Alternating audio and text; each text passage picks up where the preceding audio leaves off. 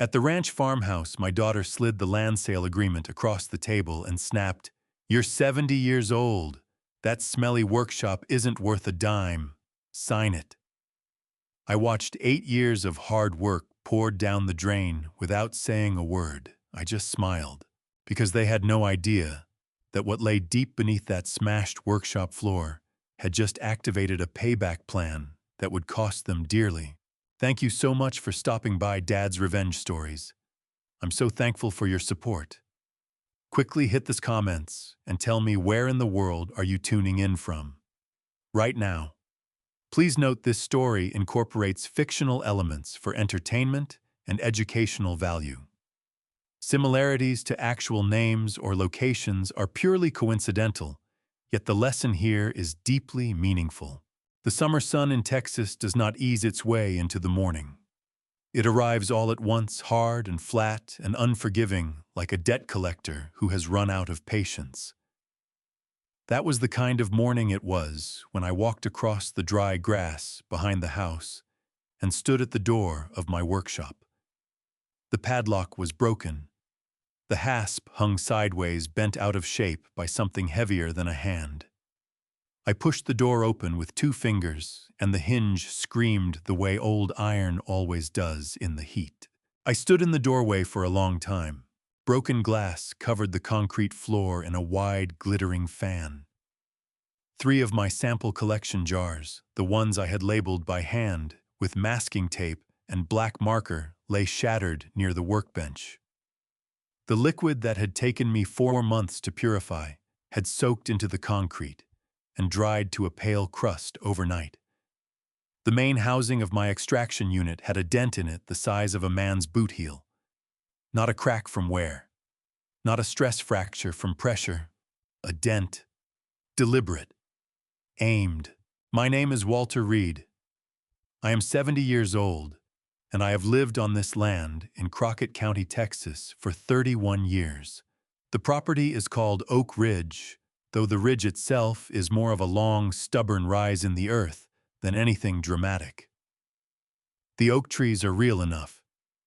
They grow slow and wide, and they do not apologize for taking up space. I have always respected that about them. I retired from geological engineering in 2004 after 30 years of fieldwork. I had spent those decades reading the earth the way other men read newspapers, looking for what was hidden underneath, understanding what the ground was trying to tell you if you were patient enough to listen. When I retired, most men in my position bought a boat or took up golf. I built a workshop. The idea had been forming in my mind for years before I acted on it. Lithium. Not the kind of lithium that gets prescribed in small doses for mood disorders, though that is what most people thought of when they heard the word. I was interested in the lithium sitting in brine deposits deep underground, the kind of lithium that powers batteries, the kind that every engineer with a brain in his head could see was going to matter enormously within the next decade. My extraction process was what the industry called direct lithium extraction, or DLE for short. Traditional lithium mining was slow, wasteful, and brutal on the land. You pumped brine into open evaporation ponds, waited months for the sun to do the work, and ended up with a product that was barely 50% pure. My method pulled the lithium directly from the brine solution, using a selective membrane system I had designed and rebuilt 11 times over 8 years. The purity rate I had achieved by early 2012 was 93%. I had not told my children about the patent application. I want to be honest about why. Diana, my daughter, had a gift for identifying valuable things and immediately forming a plan to control them. She had her mother's eyes and her grandfather's instinct for money, but she had neither of their patience. Derek, my son, did whatever Diana told him to do. He always had, even as a boy. And Sandra, the woman I had married 6 years after losing my first wife, Margaret, had made it clear from the beginning that she considered my workshop a personal insult, a sign that I valued old machinery over her company. So I filed the patent application in March of 2012 through a lawyer named James Whitfield in Austin, and I had the correspondence sent to a post office box I rented under my own name. The certificate arrived on a Tuesday. I read it once, folded it carefully, and put it in the lockbox in my bedroom closet behind a stack of Margaret's old gardening books. There was one person at Oak Ridge who had ever truly understood what I was trying to build. My grandson Ryan was 19 years old, and the son of Derek and his wife, a quiet woman from Lubbock named Patricia, who had enough sense to keep her distance from the louder members of this family. Ryan had started coming to the workshop 3 years earlier, not because anyone sent him, but because he was curious. He never touched anything without asking. He sat on the old wooden stool near the door and watched me work, and sometimes he asked questions that were better than any question a grown engineer had asked me in 30 years. One evening in the spring of that year, Ryan had looked at the extraction unit and said, "Grandpa, did you put a mechanical shutoff on the brine line?" I told him I had. A pressure-sensitive valve designed to close automatically if the housing received a significant physical impact. He nodded slowly, the way he did when he was storing information rather than responding to it. I thought about that conversation as I stood in the doorway of the ruined workshop. The valve had done exactly what it was designed to do. The underground brine flow was sealed. The core data was intact. Whatever they had broken on the surface, they had not broken what was underneath. I turned away from the doorway and walked back toward the house. The birthday party had been Diana's idea. She had organized everything, the catering, the decorations, the guest list. She had been warm and attentive in the weeks leading up to it, in a way that made the back of my neck feel tight, the way the air feels before a storm you can smell but cannot yet see. I should have trusted that feeling a great deal sooner than I did. Diana had strung yellow lights across the porch railing and ordered a 3-layer cake from the bakery in town. She had set out folding chairs in the living room and put a fresh tablecloth over the dining table, the white linen one that only came out at Christmas. When I walked in from the workshop that evening, she kissed me on the cheek and said, "Happy birthday, Daddy." And her voice was so warm and so perfectly calibrated that I felt the hairs on my forearms stand up. I had known my daughter for 46 years. I knew the difference between her real smile and her working smile. That evening, she was working very hard. Sandra had outdone herself in a different direction. She wore a dress I had never seen before, deep burgundy with gold earrings that caught the light every time she turned her head. She had been on her phone most of the afternoon, and when I asked her who she had been talking to, she said, "Just my sister," and smiled the way people smile when they are telling you something that is technically true. Derek arrived late, which was not unusual. He came through the back door with his boots still muddy and a 6-pack of beer under one arm. He shook my hand instead of hugging me, which he had been doing since he turned 30 and decided handshakes were more appropriate between men. He smelled like cigarette smoke and something sharper underneath the particular sourness of a man who has been anxious for several days and has not slept well. Ryan sat in the armchair near the window. He had a plate of food balanced on his knee, and he was watching the room the way he always watched rooms, quietly and completely, missing nothing. We ate. Diana had ordered barbecue from the place on Route 12 that I had liked for 20 years. And despite everything I am about to tell you, the brisket was as good as it had ever been. We talked about the heat and about the drought and about Derek's truck needing a new alternator. Sandra refilled everyone's sweet tea twice and laughed at things that were not quite funny enough to laugh at. It was the most exhausting meal of my life. Then Diana set down her fork. She did it slowly and deliberately, the way a person sets something down when they want the sound of it to mean something. She reached into the canvas bag hanging on the back of her chair and pulled out a manila folder. She placed it on this table between us and pressed her palm flat against it. "Daddy," she said, "We need to talk about the farm." I looked at the folder. I did not touch it. She opened it herself. Inside was a purchase agreement already filled out with a number printed in bold at the top. $1,500,000. The buyer was listed as Hargrove Land Partners, LLC, a company I had never heard of. Victoria's firm is going under," Derek said from across the table, leaning forward with his elbows on the linen. He meant Diana's real estate company, which she had incorporated under her middle name for reasons she had never fully explained to me. "She needs liquidity by the end of the quarter, or the whole thing collapses. This sale covers everything and leaves money to spare." "I am not selling Oak Ridge," I said. I did not raise my voice. I did not need to. I had spent 30 years in the field giving instructions to men twice my size in conditions that made a Texas summer feel like a vacation. I knew how to say a thing and mean it completely. Diana's working smile flickered. "Daddy, you are 70 years old. This land is not producing anything. The mineral rights alone are worth—" "I know exactly what the mineral rights are worth," I said. "I have known since before you could read a survey map." Sandra stood up from her chair.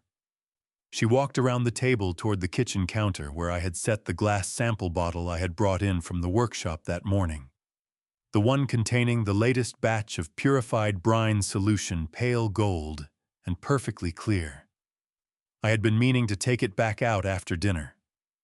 She picked it up and looked at it the way people look at things they have already decided to throw away. "I am so tired of this smell in my house," Sandra said.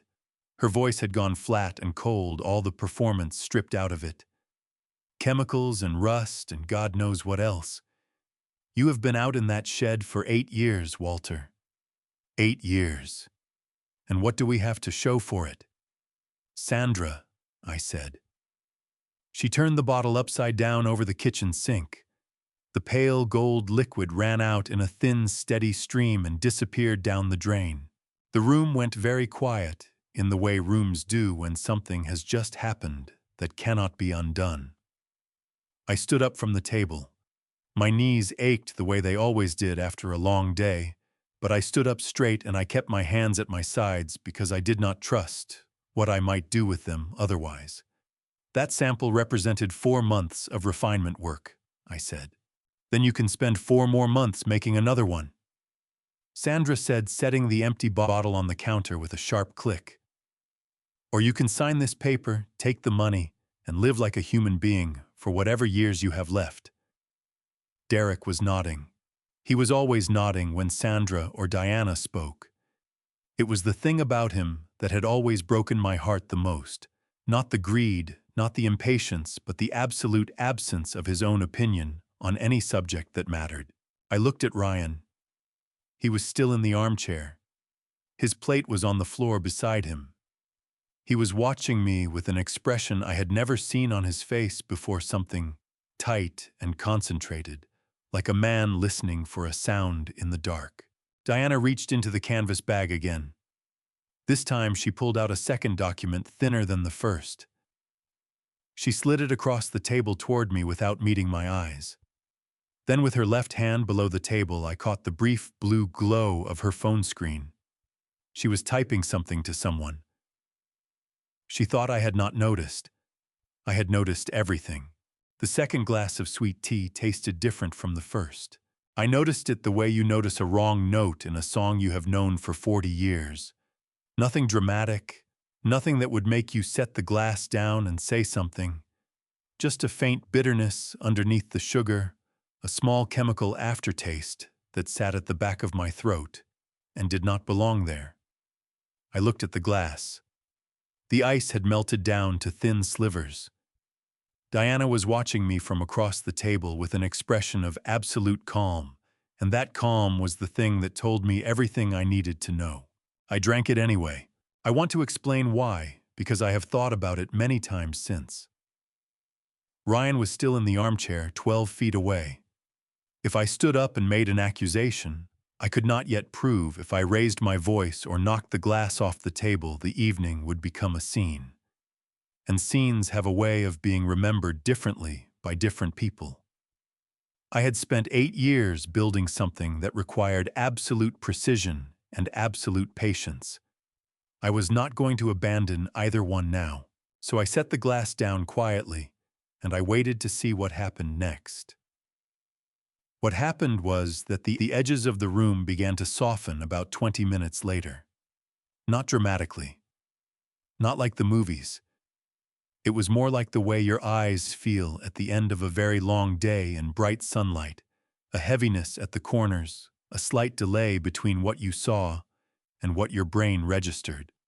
I gripped the arm of my chair and focused on the wood grain of the dining table. Derek came around behind me. I heard his boots on the floor before I saw him move. He put both hands on my shoulders, not gently, and said, "Come on out to the workshop, Dad. Diana wants to show you something." I stood because I could still stand. My legs felt like they belonged to someone else, but they carried me. Derek kept one hand at my elbow the whole way across the yard, which might have looked like help from a distance. It was not help. It was navigation. He was steering me. The workshop door was already open. One of the overhead fluorescent lights was on the one above the workbench. Diana was standing at the bench with a document in her hands, a different document from the purchase agreement at dinner. This one was longer. She spread it flat on the surface of the bench under the light and smoothed it with both palms. "It is just a property authorization form, Daddy Aunt," she said. "Standard language. It lets Derek and me manage the land assets on your behalf while you rest. You have been working so hard. You deserve to rest." I looked at the document. The words moved slightly on the page, not enough to make them unreadable, but enough to make careful reading impossible. I recognized the format. It was a durable power of attorney over real property, which in the state of Texas gives the named agents full authority to sell, lease, mortgage, or otherwise dispose of any real estate held by the grantor. It was not a rest arrangement. It was a transfer of everything I owned. "I am not signing that," I said. My voice came out slower than I intended. Derek's hand closed around my right wrist. Not squeezing exactly, just present, immovable. Diana placed a pen in my left hand and wrapped my fingers around it, one by one. My left hand felt distant, like a tool I was operating from the end of a long cord. "Just your initials at the bottom, Daddy," Diana said. Her voice had dropped to the register people use with very young children or very old animals. "Right there. You can barely feel it." She was right that I could barely feel it. That was the problem. From somewhere behind me I heard Sandra say, "For heaven's sake, Walter, just sign the thing." Her voice came from the doorway. She had not come all the way into the workshop. She never did. The smell bothered her. The pen moved. I watched my left hand make marks on the paper that did not look like my handwriting. They did not look like anyone's handwriting. They looked like what happens when a person's body acts without full instruction from its owner. I stared at the signature line for a long moment. What was on that paper did not belong to me in any meaningful sense. A signature requires intent. It requires a person to be present in their own hand. I was not fully present, and I knew it. That was the clearest thought I had all evening. Then I heard a sound from the staircase that led up to the storage loft above the workshop. A single footstep, careful and light, the kind of step someone takes when they are trying very hard not to be heard. I turned my head as far as I could manage. Ryan was standing on the third step from the bottom, pressed against the wall, his phone held low against his thigh. In the fraction of a second, before Diana followed my gaze and snapped, "Ryan, get back in the house right now." I saw his face clearly under the fluorescent light. He was not frightened. He was furious in the cold, focused way of a person who has made a decision and is waiting for the right moment to act on it. His jaw was tight. His eyes moved from the document on the bench to my left hand to Diana's face and back again, cataloging everything with the same methodical attention he brought to the workshop on ordinary evenings. Diana grabbed his arm and walked him toward the back door of the house, her voice dropping to a hiss I could not fully hear. Derek folded the document and put it inside his jacket. Sandra had already gone back inside. I stood alone in my workshop for what felt like a long time. The fluorescent light buzzed above me.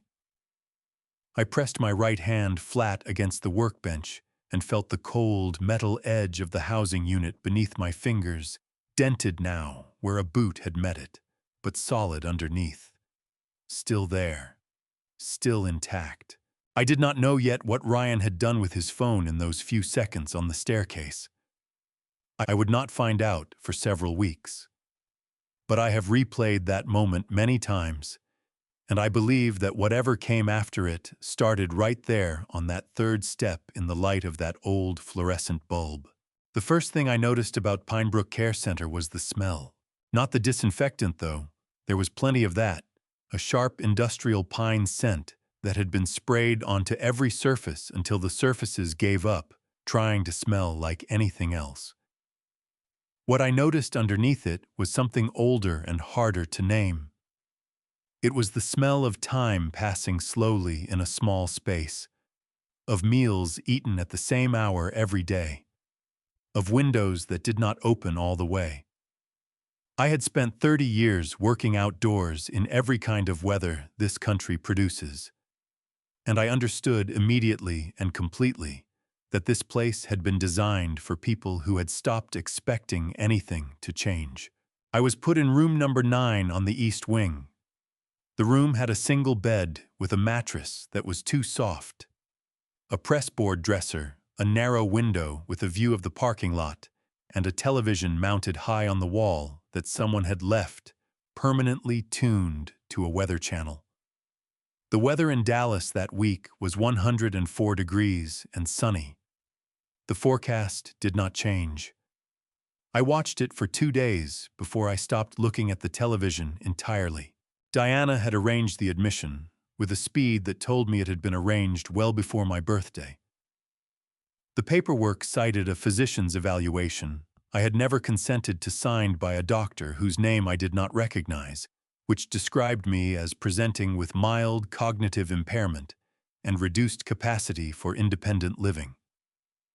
I had designed and built a functioning lithium extraction system from raw engineering principles over 8 years. My cognition was not impaired, but a document existed that said otherwise, and in the state of Texas, a document of that kind, signed by a licensed physician and accompanied by a power of attorney over real property, is sufficient to place a person in a care facility without their agreement. I knew this because I had once helped a colleague navigate the same system in reverse, trying to get his mother out of a facility her stepchildren had put her in. That had taken 11 months and 2 attorneys. I sat on the edge of the too-soft mattress and did the arithmetic of my situation very carefully. On the 3rd day, a young woman knocked on my open door and said, "Mr. Reed, I am Carol Atkins.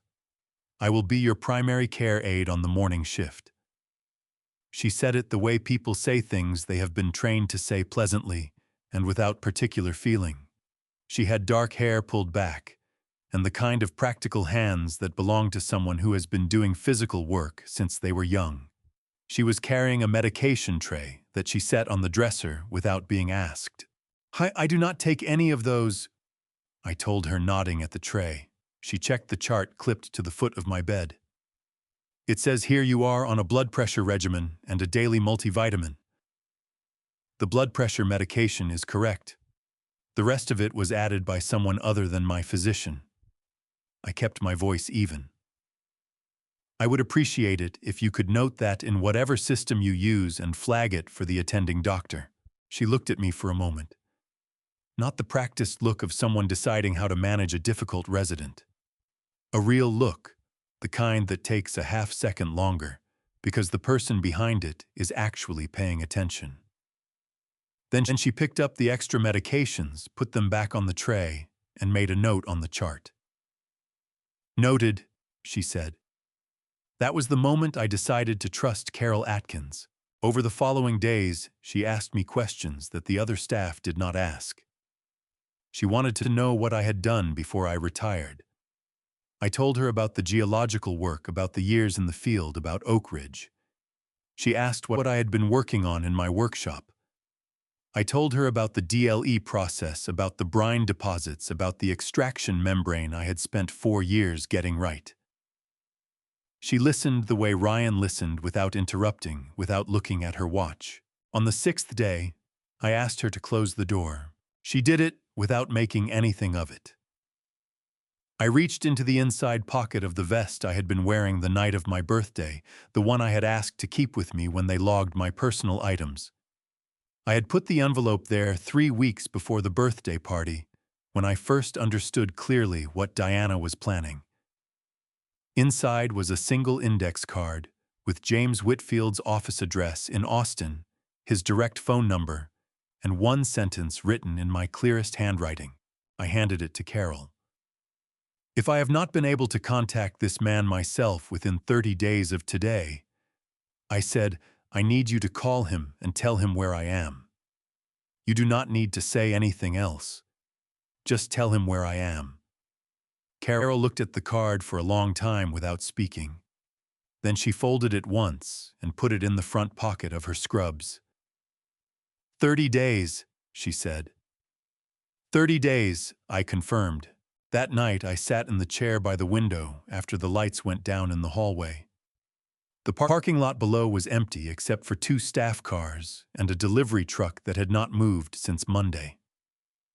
I took the photograph of Margaret from the dresser drawer where I had placed it when I unpacked.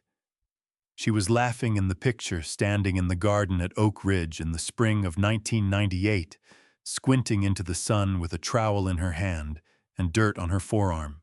I had made mistakes in my life the way any man does, but I did not believe that building something true and useful and hard-won was a mistake, even when the people closest to me treated it like an embarrassment. Margaret had never treated it like an embarrassment.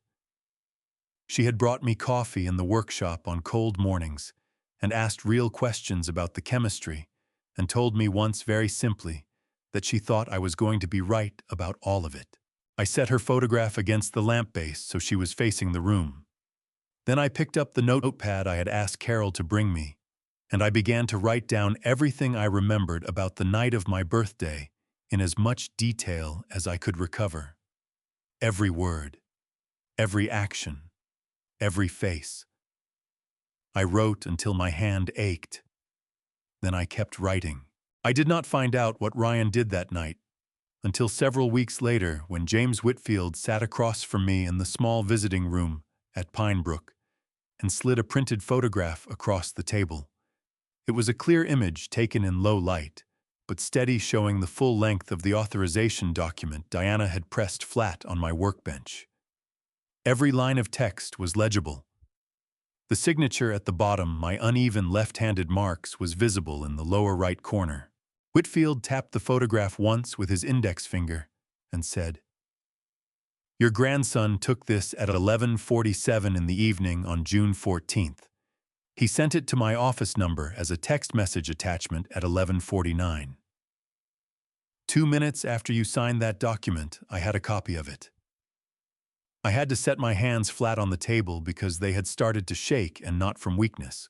Let me tell you what I knew about Ryan before I tell you what he did. He was 19 years old, and he had his mother Patricia's quietness and his grandfather's habit of watching a situation fully before he said a word about it. He had come to my workshop for the first time when he was 16 on a Saturday afternoon, when Derek had dropped him at Oak Ridge while he went to look at a truck he was thinking of buying. Ryan had walked around the outside of the workshop twice before he knocked on the door. When I opened it, he looked past me at the equipment inside and said, "What does that do?" I told him. He came back the following Saturday on his own. Over 3 years, he had learned the basic principles of the DLA process well enough to explain them to someone else. I had not taught him deliberately.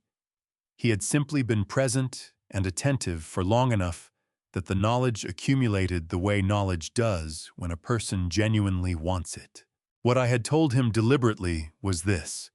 Approximately 6 weeks before my birthday, I had asked Ryan to stay behind after one of his Saturday visits while Derek waited in the truck out front. I handed him a business card for James Whitfield, attorney at law, with the Austin office address and direct line printed on the front. I told him that if anything happened to me that seemed wrong, he should call that number. I did not elaborate. I did not explain what I thought might happen or why. Ryan took the card and put it in his wallet without asking a single question. That was when I understood that he already knew something was coming. He had been watching his father and Diana long enough to see the shape of it, even if he did not know the details. On the night of my birthday, when Diana sent him back to the house, Ryan did not go inside. He sat in the front seat of Derek's truck, which was parked in the gravel drive with the windows down. From that position, he had a partial sight line through the workshop's side window. He could not hear what was being said, but he could see Diana pressing the document flat on the bench, and he could see my left hand moving across the bottom of the page, and he understood exactly what that meant. He took 7 photographs in rapid succession.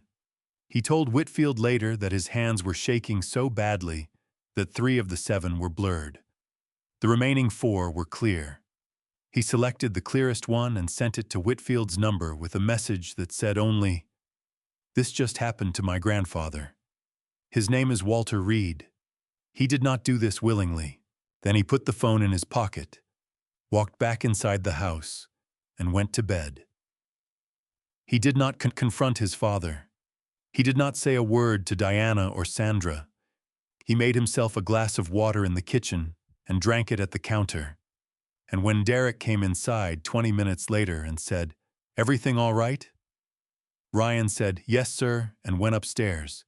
He did not tell anyone what he had done for 3 weeks. Whitfield told me that when he received the message that night, he was at home reading. He recognized my name because I had been a client since March when I had filed the patent application. He called Ryan back within 5 minutes. Ryan answered on the first ring and described what he had seen in a clear, sequential account that Whitfield later told me was one of the most useful first contact statements he had ever received from a non-legal witness. When Whitfield finished telling me all of this in the visiting room at Pinebrook, I did not say anything for a long moment. I looked at the photograph on the table between us. I thought about Ryan sitting in that truck in the dark, with his phone shaking in his hands, making a decision that could permanently fracture his relationship with his father, and making it anyway, because it was the right thing to do. "He never told Derek," I said finally. "It was not a question." "No," Whitfield said. "He has not told anyone in the family. He asked me specifically not to contact him at home. He said he would reach out to me when it was safe to do so." I picked up the photograph and held it for a moment before setting it back down. Some things you build over 8 years in a workshop. Some things build themselves quietly in the people who love you while you are not looking. Ryan had learned patience from watching me work. He had learned precision from asking good questions. He had learned that the right action taken at the right moment, even a small action, even 2 photographs sent from a dark truck at midnight, can change the entire direction of a very large thing. I was prouder of that boy in that moment than I had words to say. There are people in your life who show up so consistently in such an ordinary way that you stop registering them as anything remarkable. Harold Briggs had been coming to my kitchen for 38 years, and I had stopped registering him as remarkable sometime around 1991. That was a mistake on my part. It was also, as it turned out, a mistake that worked entirely in my favor. I met Harold in the summer of 1974 on a geological survey job in eastern Oklahoma. We were both junior engineers working for the same contracting firm, sleeping in the same canvas-roofed field camp, eating the same terrible food, out of the same mess tent. Harold was from Beaumont, Texas, and he had a slow, deliberate way of speaking that made people underestimate how fast his mind was actually moving. I learned within the first 2 weeks not to make that mistake. Over the following decade, we worked 3 more projects together, and by the time we both moved into different corners of the industry, the friendship had the kind of weight to it that does not require maintenance to stay solid. Harold retired from chemical engineering in 2008 after a long career with a Houston energy firm that handled mineral extraction contracts across the Gulf Coast. He knew more about lithium brine chemistry than almost anyone I had ever spoken to, which was part of why I had shown him my extraction unit.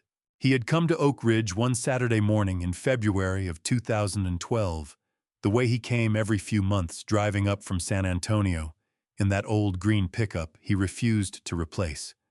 Diana had been at the house that morning. She had looked at Harold the way she always looked at him, with a particular brand of polite dismissal that she used on anyone she considered irrelevant to her immediate financial interests. She brought him a cup of coffee without being asked, because she had manners, and then she found a reason to leave the room within 4 minutes, because she had priorities. Harold and I drank our coffee at the kitchen table, and then I took him out to the workshop.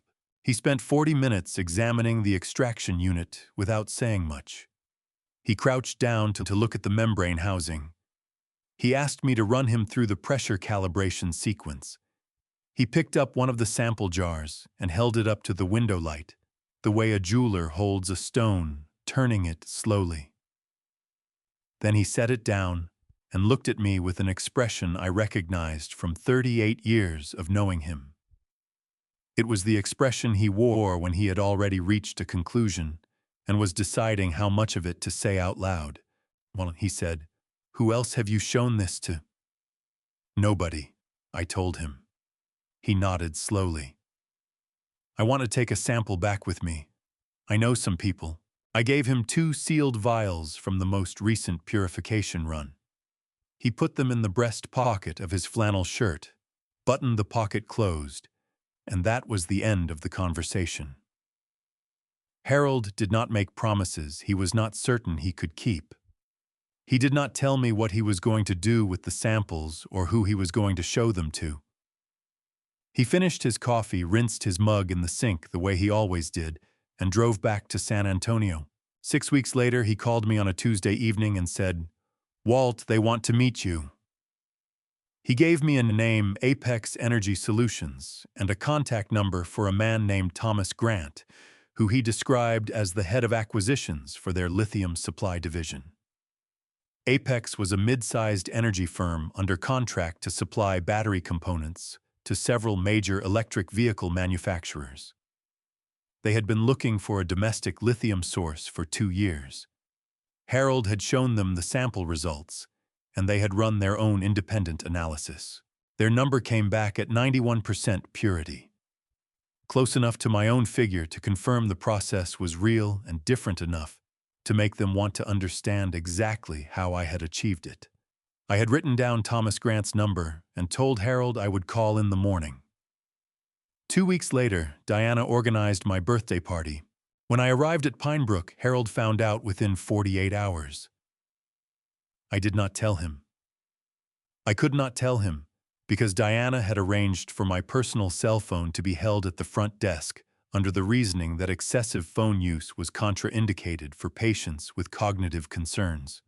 Harold found out because he drove to Oak Ridge on the Saturday after my birthday, as he always did, and Diana answered the door and told him I was resting at a care facility and was not receiving visitors. Harold Briggs had known Diana since she was 11 years old. He looked at her for a long moment, standing in the doorway of the house he had visited for 3 decades, and then he said, "All right, Diana. Thank you," and walked back to his truck. He did not argue. He did not raise his voice. He drove back to San Antonio and called James Whitfield, whose number he had, because I had given it to him in February, along with a copy of the patent filing for safekeeping. He told Whitfield where I was confirmed that Apex Energy was still waiting on a response from me and asked what he could do. Whitfield told him to wait and stay available. Harold was not a man who struggled with waiting. He had spent 30 years in an industry that moved at the pace of geological time. He went back to San Antonio, tended his garden called Whitfield every Tuesday for an update, and did not contact Diana again. Diana had looked at Harold Briggs for 38 years and seen an old man in a flannel shirt who drank too much coffee and talked about soil composition. She had never once considered that he might be the most consequential person to ever sit at my kitchen table. That was the thing about Harold. He never needed you to know what he was capable of. He just needed the right moment to be useful. Carol told me later that she had been counting since the morning after I gave her the envelope. Not obsessively, she said. Not the way you count days when you are waiting for something you want. More the way a careful person tracks a responsibility they have accepted, checking it off quietly in the back of their mind each morning when they come on shift. The way you check that a door is locked before you leave a building. She was 26 years old, and she had been working at Pinebrook for 3 years, and she had seen things in that building that had made her careful about what she agreed to, and more careful about what she followed through on once she had agreed. On the morning of day 30, she arrived at Pinebrook 40 minutes before her shift started. She sat in her car in the parking lot with the engine off and the windows down, and she took the index card out of her scrubs pocket where she had kept it every day since I gave it to her. The card was soft at the edges from handling. She read the address and the phone number and the single sentence in my handwriting one more time, though she had memorized all of it by day 4. Then she called the number. James Whitfield answered on the second ring, which surprised her. She had expected a receptionist, a voicemail system, a series of prompts. Instead, she got a man's voice, unhurried and direct, that said, "Whitfield." Carol said, "My name is Carol Atkins. I work at Pinebrook Care Center in Dallas. I have a resident named Walter Reed who asked me to call you if he had not been able to contact you himself within 30 days. Today is day 30. There was a pause on the line. Not a long one. Carol said it lasted maybe 4 seconds, which she described as feeling significantly longer than 4 seconds. Then Whitfield said, "Miss Atkins, I have been waiting for this call. I am going to need you to do something for me right now before we discuss anything else. I need you to go into Mr. Reed's room and tell him that James Whitfield is on the phone and that everything is moving forward. Can you do that?" Carol said she could. She walked from the parking lot through the side entrance down the East Wing corridor and knocked on the door of room number 9. I was sitting in the chair by the window with the notepad on my knee. The same notepad I had been filling for 30 days. I had covered 41 pages by that point. She opened the door and leaned in and said, "Mr. Reed, I have James Whitfield on the phone. He says everything is moving forward."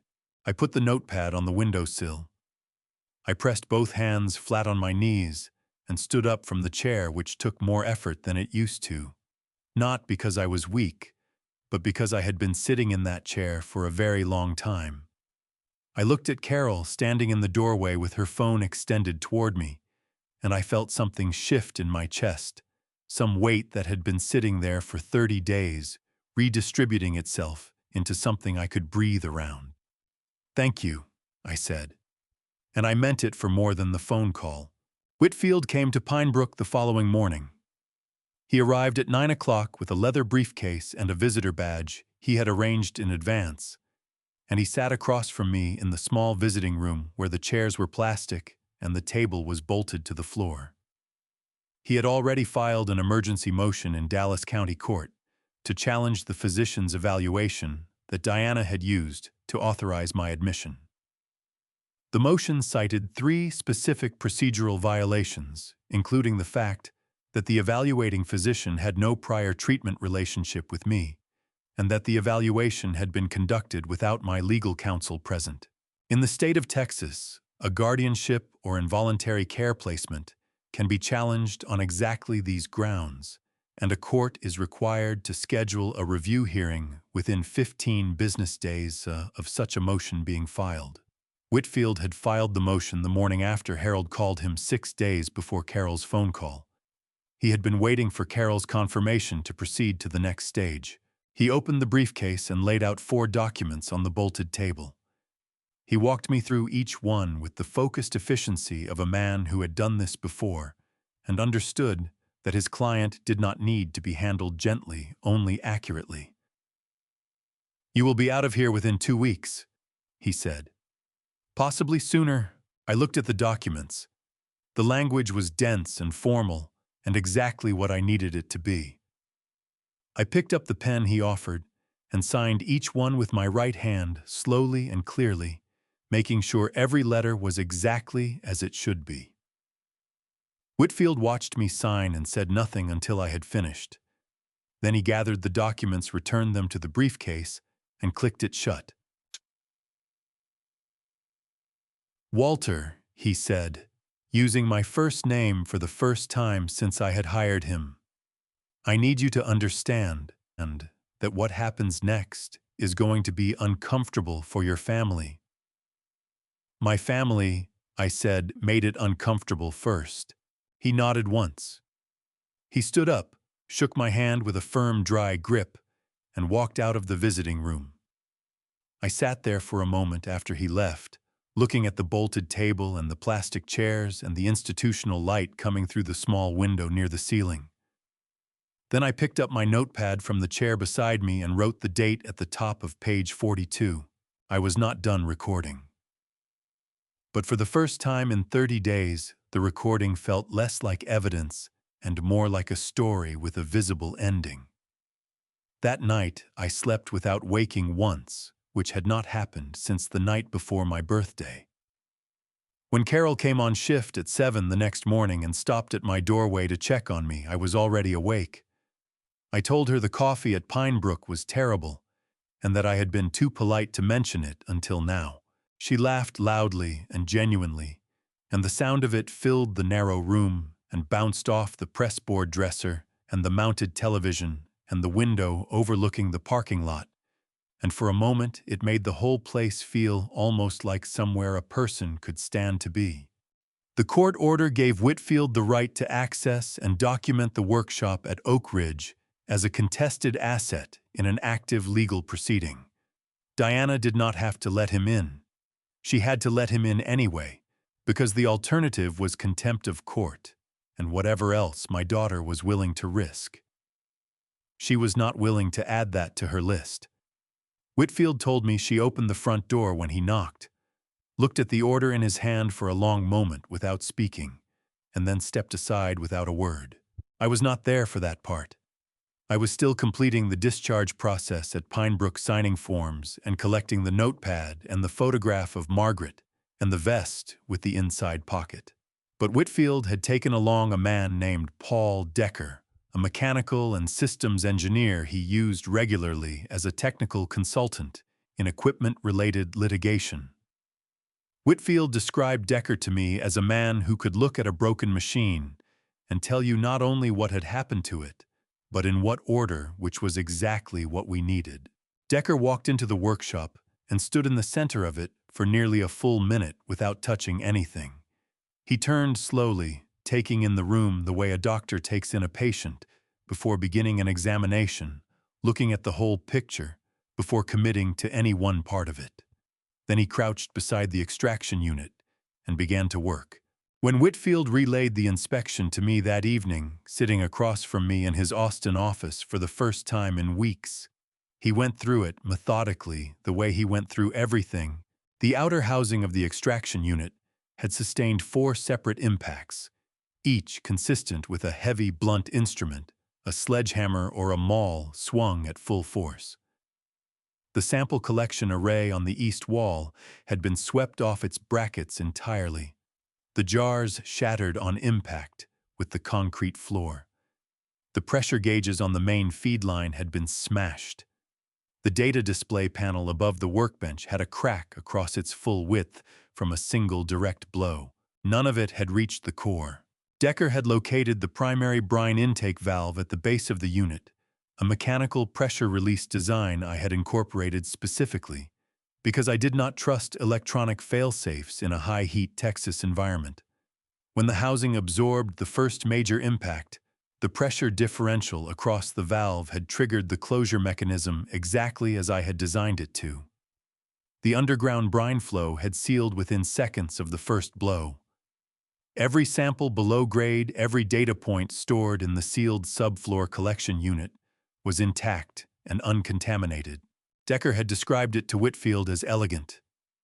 Whitfield said he used the word without any apparent sense that it was an unusual thing to say about a piece of equipment.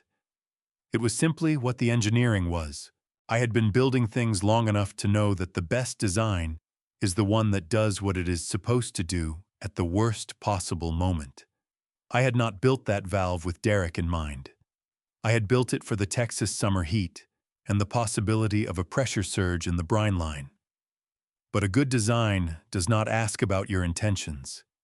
It just works. There is one more thing, Whitfield said.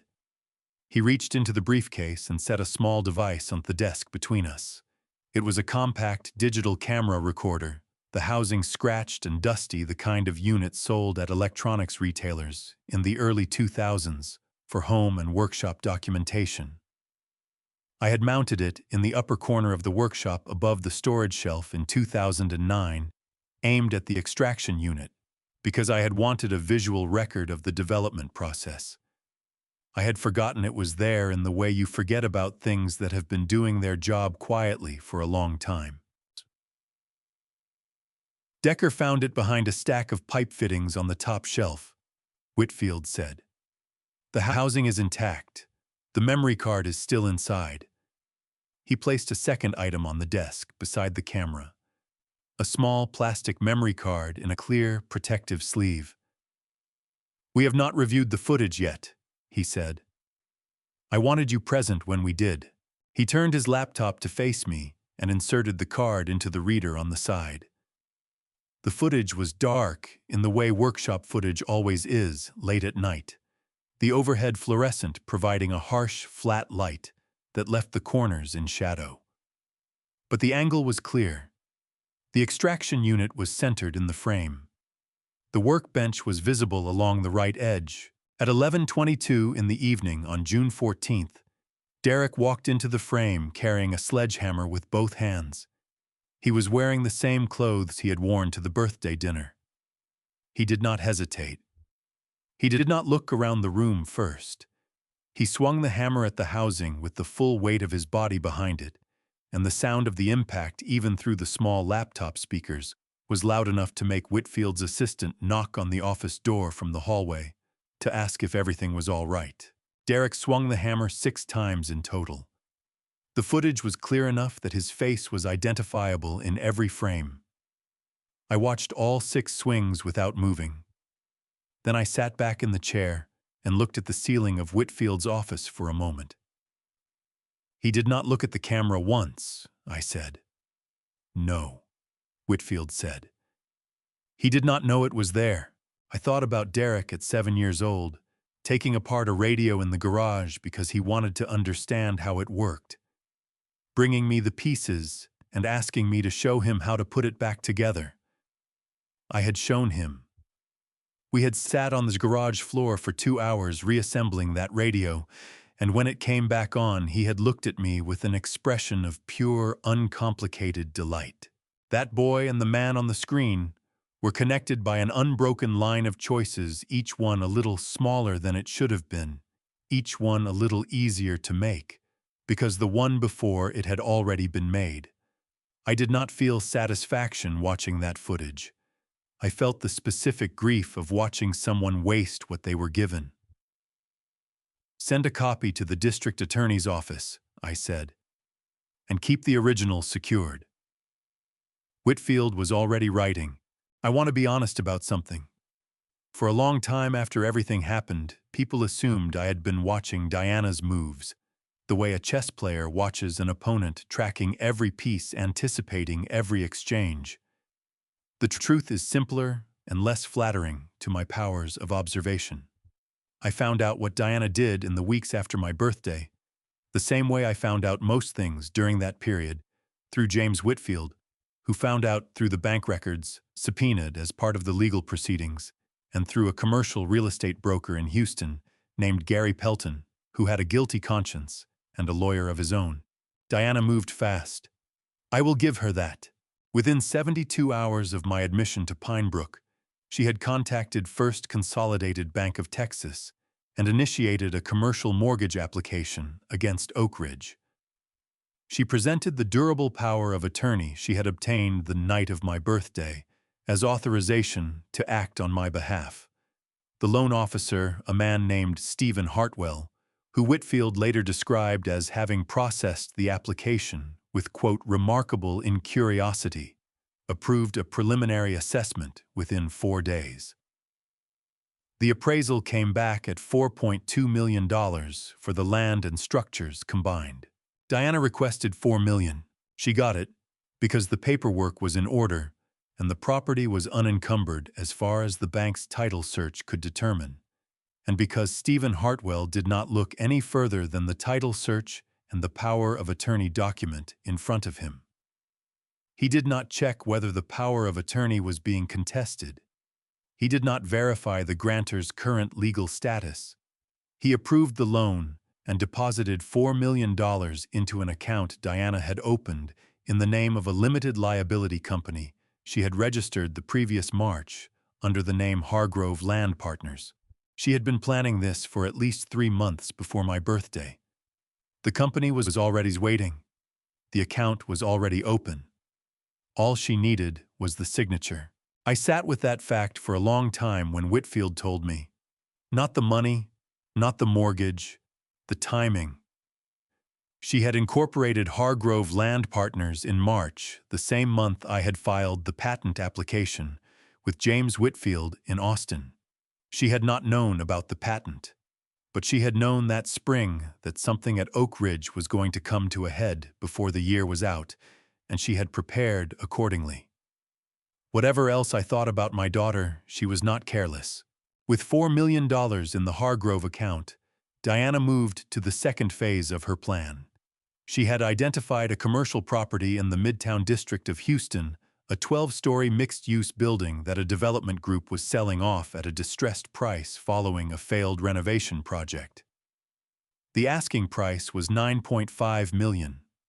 Diana's plan was to acquire the building at the distressed price, complete a cosmetic renovation using contractors she had already lined up, and resell it within 18 months at a projected profit of $4 to $5 million. She put down $1.8 million as earnest money and signed a purchase agreement with a closing date of October 15th. Sandra celebrated this decision at a restaurant in Dallas that charged $40 for a glass of wine, which I know because Whitfield obtained the credit card statement as part of the financial discovery process. Diana ordered the tasting menu. Derek ordered a ribeye and ate most of it without speaking, which his credit card statement confirmed, because he paid separately, which struck me as a strange thing to notice, but I noticed it anyway. The thing none of them discussed at dinner, according to Gary Pelton, the broker who was present for the toast, and uncomfortable about it, was the workshop. Diana had told Pelton that the outbuilding on the property, which she described as a storage shed in disrepair, was going to be demolished as part of a site cleanup once the mortgage was finalized. She had scheduled a waste removal company for the second week of August. She intended to have the entire structure cleared before anyone from the bank came for a post-closing inspection. She wanted the machine gone, not because she understood what it was, because she did not understand what it was, and things you do not understand are easier to deal with when they are not there anymore. What Diana had failed to account for, and what Whitfield had been building toward from the Morning Herald called him, was a principle that sits at the foundation of Texas property law and most commercial mortgage agreements in the United States.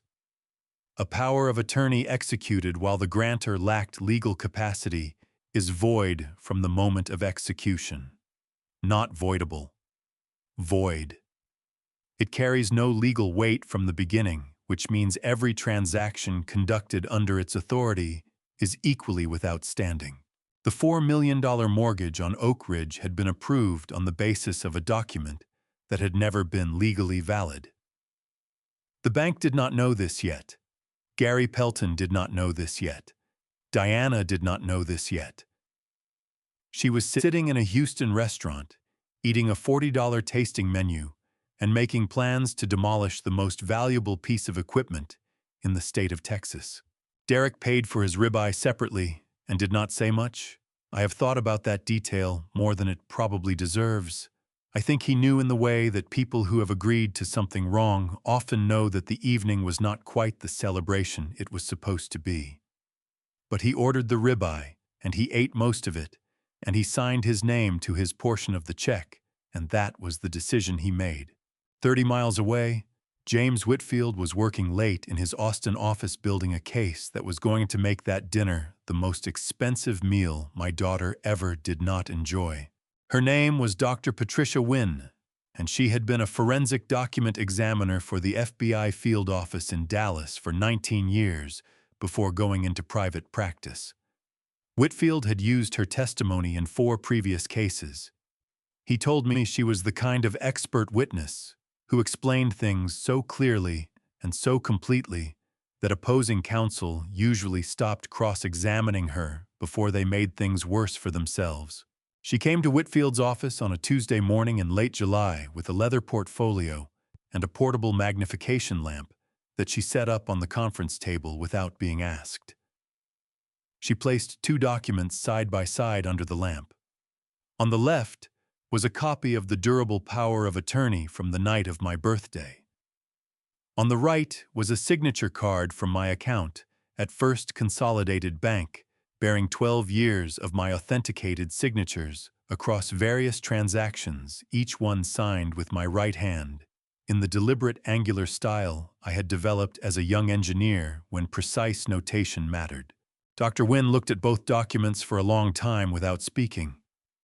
Then she looked up at Whitfield and said, "These were not produced by the same motor pattern."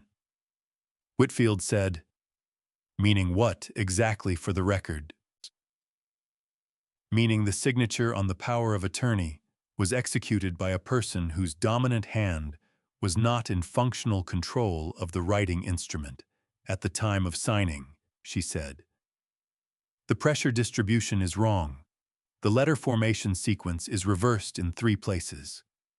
The baseline wanders in a way consistent with either significant neurological impairment or the influence of a central nervous system depressant. Combined with the left-hand execution, which is evident from the angle of the pen stroke relative to the paper edge, this signature does not meet the legal standard of a volitional act." She said all of this in the same tone a person uses to read a grocery list. She had said it before in different rooms about different documents, and the repetition had not made her casual about it. It had made her precise. I was sitting at the end of the conference table listening to her describe my own handwriting, or rather the absence of my handwriting, and I felt something cold and clarifying move through me. It was one thing to know what had happened in that workshop. It was another thing entirely to hear a woman with 19 years of FBI experience confirm it in language that a jury would understand and believe. The second document Whitfield placed on the table was a toxicology report. After my discharge from Pine Brook, Whitfield had arranged for a blood analysis through a private laboratory in Austin, working from a sample I had provided and from the medical records he had subpoenaed from the facility. The records showed that on the night of my admission, the attending nurse had noted without apparent concern that I presented with moderate sedation and reduced coordination. Nobody at Pine Brook had flagged this as unusual. They had attributed it to what the false physician's evaluation described as my general cognitive decline. The toxicology report described the presence of metabolic byproducts consistent with a benzodiazepine compound, specifically a fast-acting variety commonly available by prescription. The concentration level in my blood at the time of the Pine Brook intake examination was consistent with ingestion of a therapeutic dose approximately 2 to 3 hours prior. The birthday dinner had ended at approximately 9 in the evening. I had arrived at Pine Brook at 11:40. Whitfield set the report down and looked at me across the table. "The tea," he said. "The tea," I confirmed. The third document was Carol's statement. Whitfield had taken her sworn deposition the previous week at a notary office near Pine Brook. She had arrived 15 minutes early, which he mentioned, because he said it told him something about a person when they arrived early to give a statement that could cost them professionally. Pine Brook's administration had not been informed of the deposition in advance. Carol's statement covered 4 specific items: the unauthorized medications that had been added to my care plan without my physician's involvement, the condition I had presented in during my first days at the facility, the conversation in which I had asked her to hold the envelope including the exact words I had used, and the phone call she had made on day 30 including the time, the duration, and the content of the conversation. She had written it out by hand before the deposition, organized into numbered paragraphs, and the notary had told Whitfield it was the cleanest first draft statement he had seen in 11 years of notary work. Carol had also included at the end of her statement a personal observation that Whitfield had not asked for and did not need to prompt. She wrote that in her 3 years at Pine Brook, she had worked with dozens of residents whose families had placed them in the facility, and that in her professional judgment, Walter Reed had presented from the first day with full cognitive clarity, intact memory, and complete orientation to time and place. She wrote that she had included this observation because she believed it was relevant and because she thought someone should say it plainly. Whitfield showed me that paragraph separately from the rest of the document. I read it twice. Then I folded my hands on the conference table and looked out the window at the Austin skyline for a moment, because I needed a moment. 3 documents, Whitfield said, gathering the papers into a single stack. The handwriting analysis establishes the signature was not volitional. The toxicology establishes why. Carol's statement establishes the context and confirms the timeline. He tapped the stack once on the table to align the edges. The power of attorney is void. It has always been void. Everything Diana built on top of it is built on nothing. He said it matter-of-factly, the way engineers state conclusions they have already verified. I understood that language. I had spoken it for 30 years. "What happens next?" I said. It was not quite a question. Whitfield picked up his pen. "Now we let them find out," he said. The call came on a Thursday morning in late July, 2 days after the meeting with Dr. Wynne. I was sitting at the kitchen table in the small, furnished apartment Whitfield had helped me rent in Austin after my discharge from Pine Brook, eating toast and reading the newspaper the way I had read the newspaper every morning for 40 years, starting with the weather and ending with the business section. The apartment was on the 4th floor and had a view of a parking garage, which was not Oak Ridge, but it was mine in the way that a space becomes yours when nobody else has a claim on it. The number on the phone screen was a Houston area code I did not recognize. I answered it on the 3rd ring. "Mr. Reed," the voice said. It was a measured voice, the kind that belonged to someone accustomed to delivering significant information without letting the significance leak into his tone. "My name is Thomas Grant. I am the Director of Acquisitions for Apex Energy Solutions. I believe you know Harold Briggs." "I do," I said. "Harold speaks very highly of you," Grant said. "And our laboratory speaks very highly of your process. We ran an independent analysis on the samples Harold provided in April. I would like to discuss what we found if you have a few minutes." I set the newspaper down and pushed the toast plate to one side. "I have a few minutes," I said. Grant spoke for approximately 12 minutes without interruption. He described Apex Energy's position in the battery supply chain, their existing contracts with electric vehicle manufacturers, and the pressure they were under to secure a domestic lithium source that could meet both the purity standards and the volume requirements those contracts demanded. He described what their laboratory had found in my samples.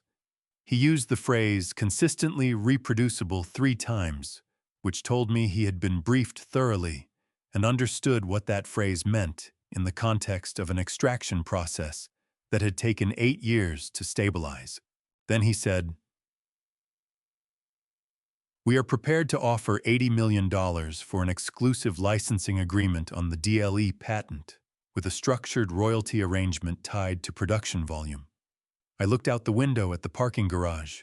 I want to describe what I felt in that moment accurately, because I have heard people tell the story since, and they always describe it as a triumphant moment, a vindication, a man hearing the number that proved he was right all along.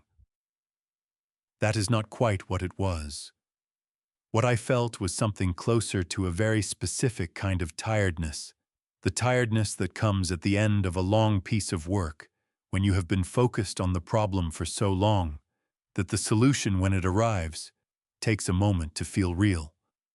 I had spent 8 years in a workshop in Crockett County building something I believed in. I had not built it for $80 million. I had built it because the earth had something in it that the world was going to need, and I had figured out how to get it out cleanly, and that had seemed like reason enough. The $80 million was simply what happened when the rest of the world caught up.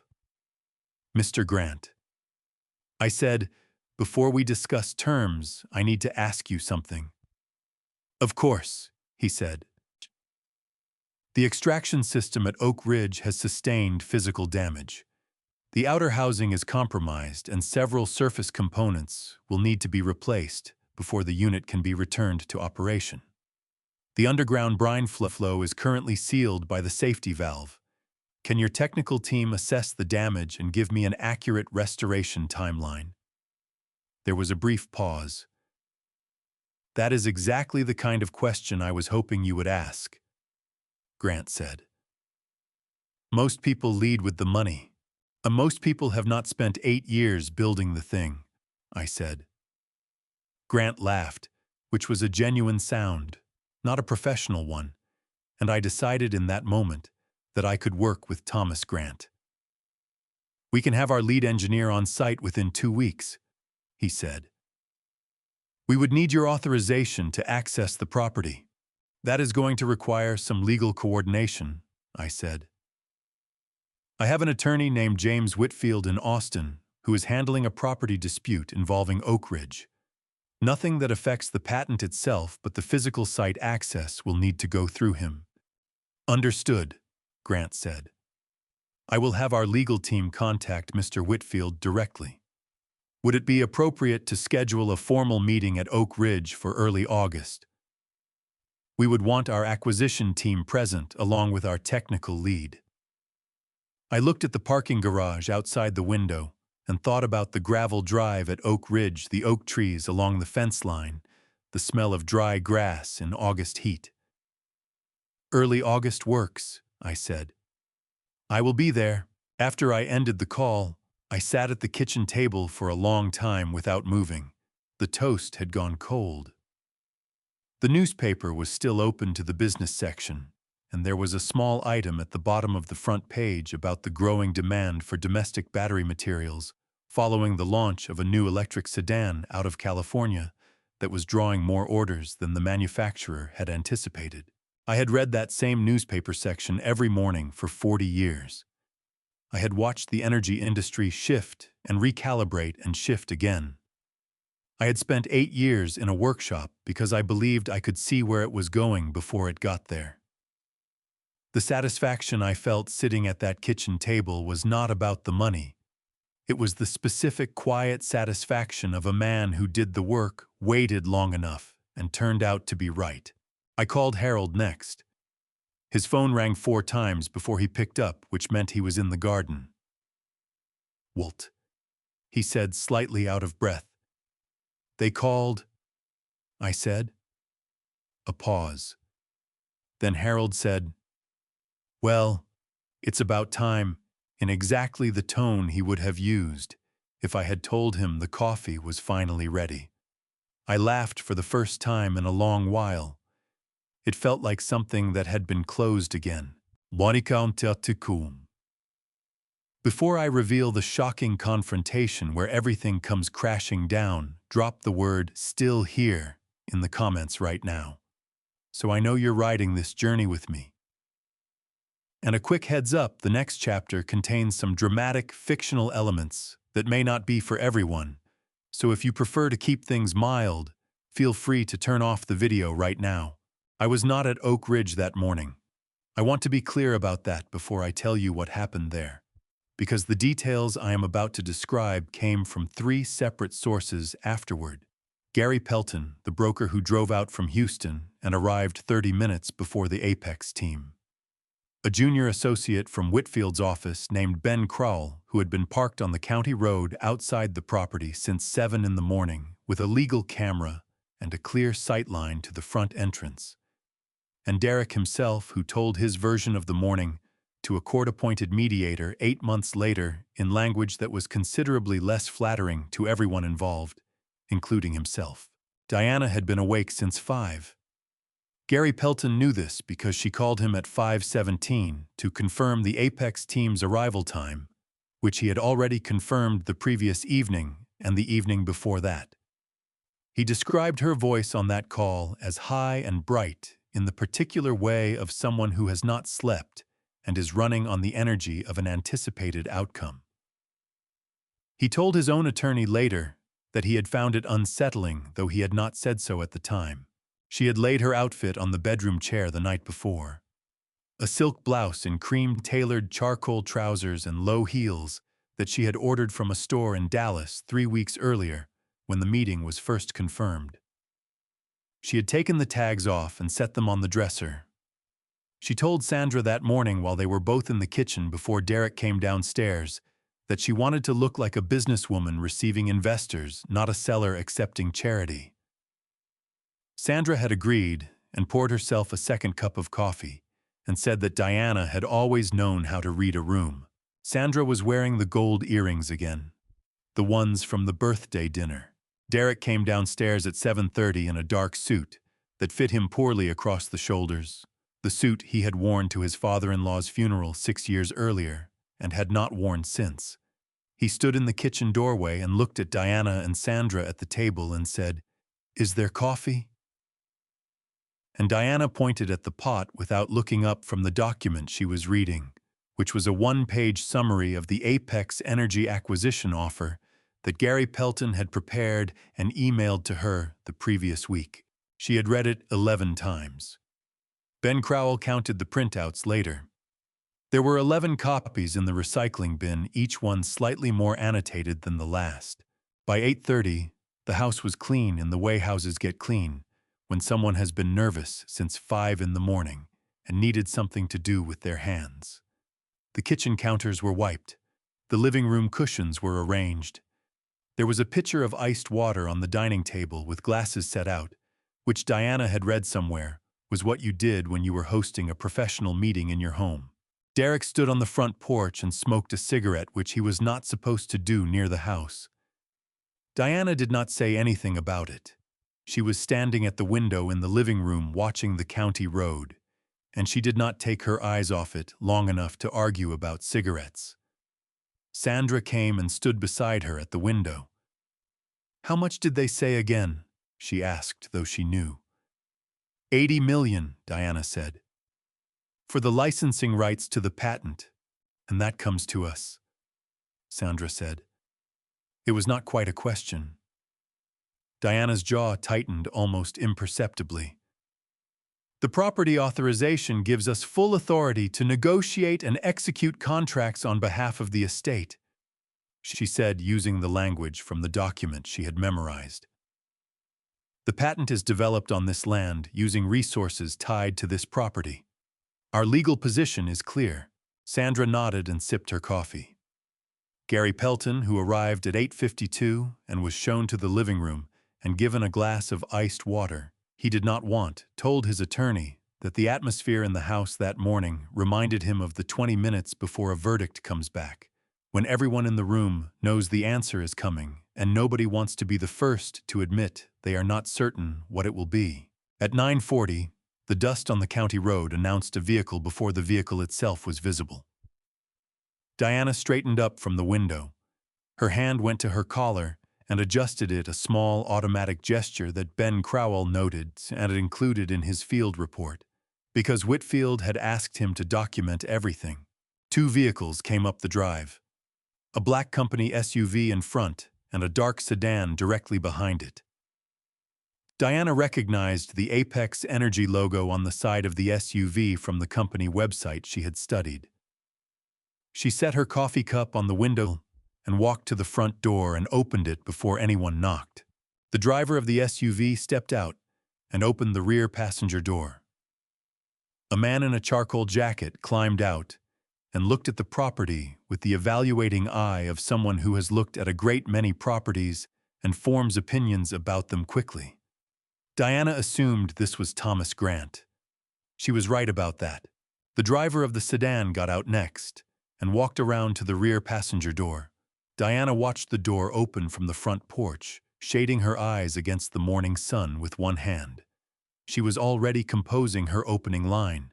She had rehearsed it the night before in the bathroom mirror, something about welcoming Apex to Oak Ridge and looking forward to a productive conversation. The door of the sedan opened fully.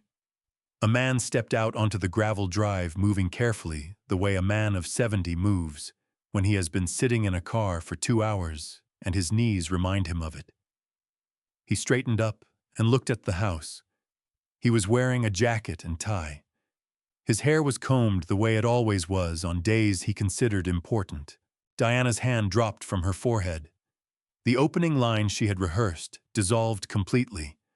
Her mouth opened, and the morning air went in, and nothing came out. Derek stepped off the porch behind her and said, "What the hell?" in a voice that was barely above a whisper, and then said nothing else because there was nothing else to say. The man on the gravel drive looked at his daughter for a long moment. Then he looked past her at the house he had built his life around. Then he reached back into the sedan and took the hand of the man sitting in the passenger seat, helping him out carefully, the way you help an old friend when his hip has been troubling him.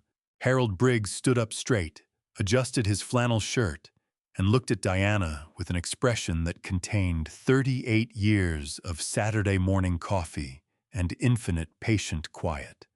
Sandra dropped her coffee cup. It shattered on the porch boards and nobody moved to clean it up. The gravel under my shoes was the same gravel I had walked on for 31 years. Oak Ridge gravel has a particular sound to it, a dry, compacted crunch that changes pitch depending on the season and how much rain has fallen. In August, it sounds like walking on something that has been waiting a long time to be walked on again. I had missed that sound more than I would have expected sitting in a furnished apartment in Austin with a view of a parking garage. I did not hurry across the drive. There was no reason to hurry.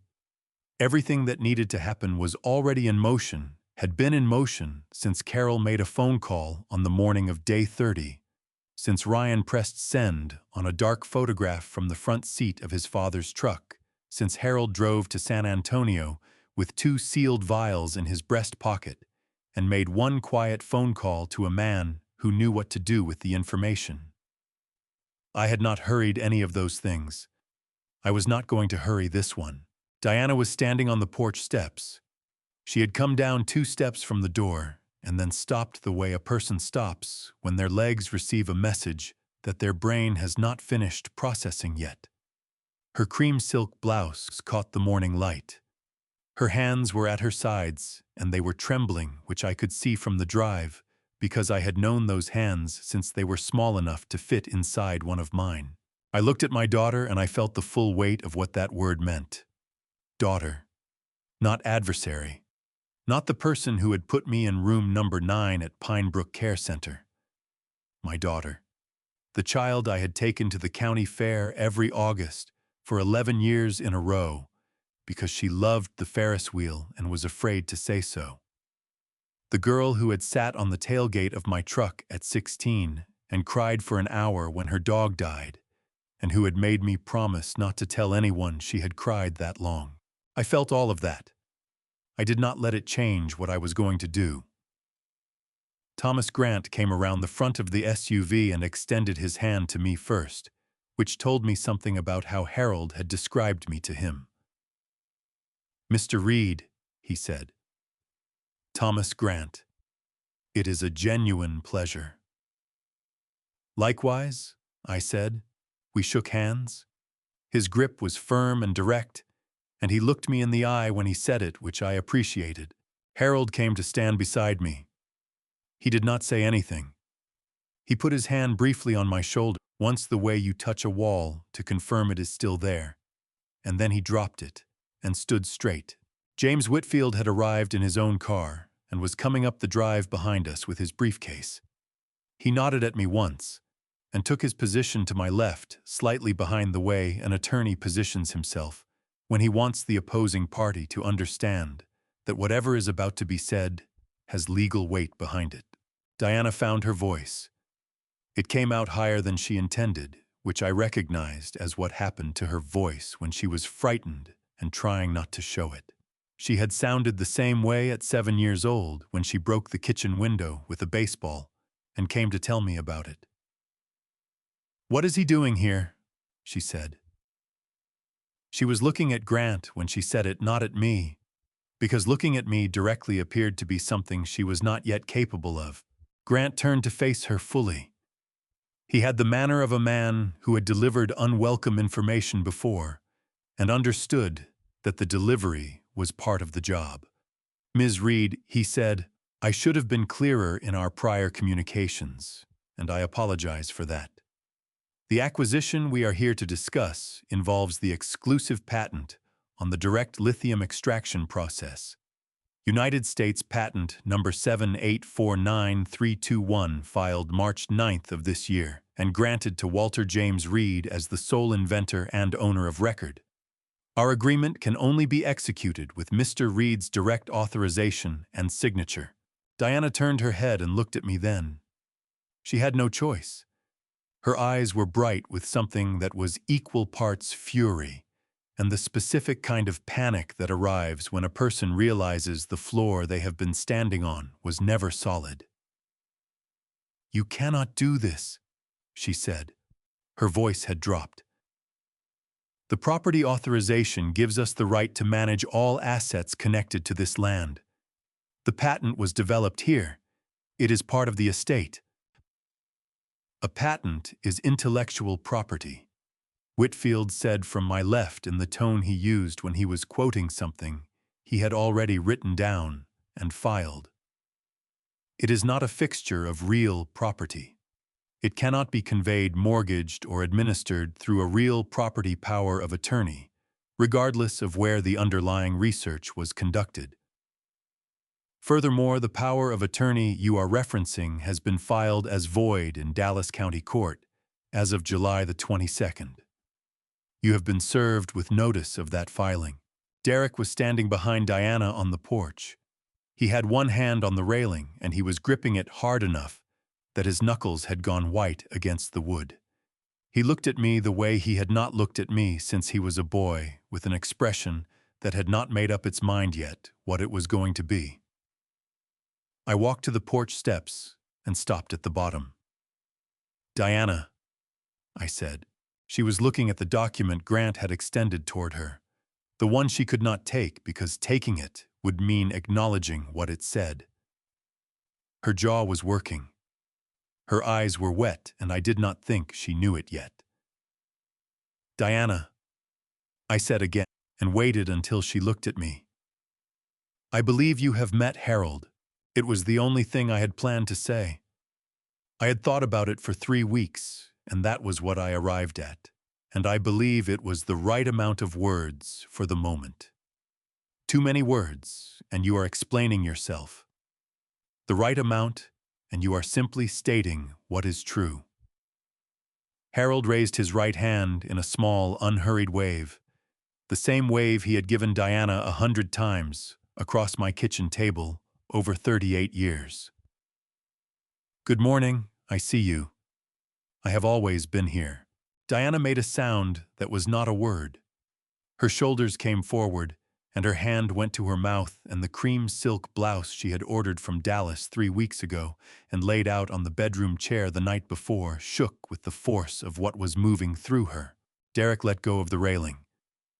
He sat down on the porch step like a man whose legs have made a decision his brain did not authorize, and he put his face in both hands, and the sound he made was low and broken and entirely without dignity. Sandra walked off the porch and across the drive to her car and got in and did not look at anyone. Thomas Grant said quietly to nobody in particular, "Should we perhaps go inside?" I looked at the oak trees along the fence line. The August light was coming through them at the angle I had always liked best, flat and golden, the way it came in the last hour before the heat became serious. "Yes," I said. "Let's go inside." We sat in the living room of the house I had built 31 years ago, and the strangeness of that was not lost on me. The same room where Diana had strung yellow lights for my birthday party 8 weeks earlier now held a different kind of gathering entirely. Grant sat in the armchair by the window with a legal pad on his knee. His technical lead, a lean man in his 40s named Cooper Reeves, sat beside him with a tablet and a hard-sided case of testing equipment on the floor at his feet. Whitfield took the chair nearest the door, which was his habit in any room he entered. Harold sat on the end of the couch and accepted the glass of water someone had left on the coffee table from this morning's careful preparation, drinking it without any apparent sense of irony. Diana sat across from all of them at the dining table, which put a visible distance between her and the rest of the room. She had stopped crying by the time we came inside. Her face had gone to something harder and more contained, the expression of a person recalculating in real time. Derek had come in from the porch after several minutes and was standing near the kitchen doorway with his arms crossed, not sitting, which I understood. Sitting down felt like acceptance, and he was not ready to accept anything yet. Grant opened the meeting with the directness I had come to appreciate in our phone conversation. He outlined the Apex acquisition proposal for the room, the same terms he had described to me in July, the exclusive licensing agreement, the $80 million figure, the royalty structure tied to production volume. He spoke to me throughout. He did not address Diana or Derek. This was not discourtesy. It was precision. They were not parties to the agreement he was there to discuss. When Grant finished, Diana leaned forward in her chair. Her voice was controlled now, the recalculation complete, and she was speaking in her business register, the one she used when she was negotiating. "The patent was developed on this property using my father's time and this property's resources," she said. "We have a legitimate claim to representation in any licensing agreement connected to Oak Ridge." Whitfield opened his briefcase and removed a single document, which he placed on the coffee table face up. "The void filing I mentioned outside covers that argument," he said. "There is no representation here to claim. If you would like to discuss it further, my office number is on the front page." Diana looked at the document. She did not pick it up. Grant turned to me.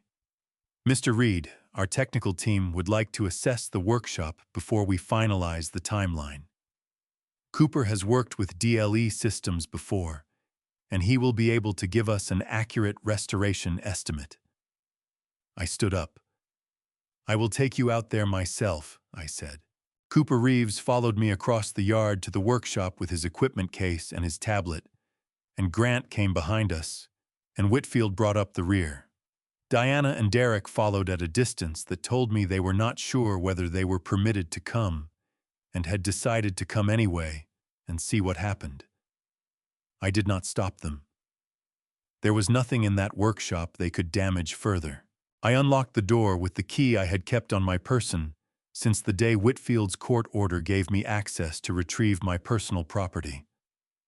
The door opened with the same scream of iron it always made in the August heat. Cooper Reeves stepped in ahead of me and stood in the center of the room, the way Paul Decker had stood, turning, slowly taking the full picture before committing to any part of it. He crouched beside the extraction unit and ran his hand along the dented housing without touching the pressure points. He looked at the shattered sample array on the east wall. He looked at the smashed gauges on the main feed line. He did not say anything for nearly 2 full minutes, and nobody in the room filled the silence. Because it was the kind of silence that belongs to someone who is working. Then he stood up and looked at me. "The housing is repairable," he said. 6 to 8 weeks with the right fabrication team. The gauges and the sample array are straightforward replacements. He crouched again and pointed at the base of the unit, where the primary brine intake valve sat behind a protective plate I had bolted on in 2010. "This is what I want to understand," he said. "This closed on impact." "On the first impact," I said, "the pressure differential across the valve membrane exceeds the closure threshold when the housing absorbs a strike above a certain force. I designed it that way because I was worried about a pressure surge in the brine line during a Texas summer. The heat expands the underground water table and can create irregular pressure spikes." Cooper looked at the valve for a moment. "So when the housing took the first blow," he said slowly, thinking it through out loud the way engineers do, "the pressure spike triggered the closure and everything below grade was sealed before the second blow landed. Within approximately 4 seconds of the first impact," I said. He exhaled through his nose in a short, appreciative sound. "That is good design," he said. "Thank you," I said. Behind me I heard Diana make a sound. It was not a word. It was the sound a person makes when they understand something for the first time that they cannot ununderstand when the full shape of a mistake becomes visible all at once. I did not turn around. I did not need to see her face to know what was on it. Grant stepped up beside Cooper and looked at the valve. "What are the conditions for reopening the brine flow?" he asked me. I straightened up from where I had been crouching beside the unit. My knees ached. I took a moment. "The mortgage on this property needs to be discharged in full before I restore the system," I said. "The title needs to be clear. No encumbrances, no liens, no contested claims." I looked at Grant directly. "I will not reconnect my work to a property that is legally compromised. If the land is clean, I will open the valve myself the same day the discharge is recorded." Grant nodded once. He pulled out his phone and stepped toward the door.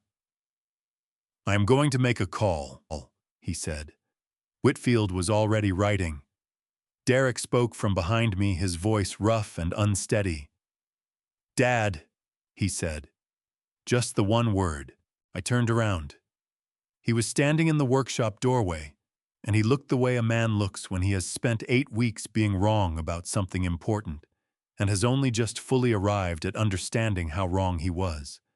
His eyes were red. His suit jacket was dusty from the porch railing. "Not now, Derek," I said. Not unkindly, but clearly. He nodded and looked at the floor, and I turned back to the machine. Diana's phone rang at 2:17 in the afternoon. I know the exact time because Ben Crowell, Whitfield's associate, who had been parked on the county road since 7 that morning, had stayed through the lunch hour and noted it in his field log along with everything else he had documented that day. By 2:17, the Apex team had finished their technical assessment of the workshop, and Grant had made his phone call from the doorway and 3 follow-up calls from the driveway, and Whitfield had driven back toward Austin with a briefcase full of documents that needed to be filed before the end of the business day. Harold had fallen asleep in the armchair by the window, which was something he had always been able to do. Sleep in the middle of things, a skill I had envied for 38 years. I was sitting on the porch steps drinking a glass of water when Diana's phone rang inside the house. I did not hear the conversation. I heard the phone ring, and then I heard her voice begin, and then I heard the particular quality that her voice took on approximately 40 seconds into the call, a tightness that traveled through the walls of the house and reached me on the porch steps as clearly as if she had been standing beside me. I had heard that quality in her voice once before when she was 19 and called me from college to tell me she had failed her first accounting exam and did not know what to do. She had been so certain of herself before that call. The certainty had made the failure harder to hold. Derek was sitting in the truck in the driveway. He had been there since coming out of the workshop an hour earlier.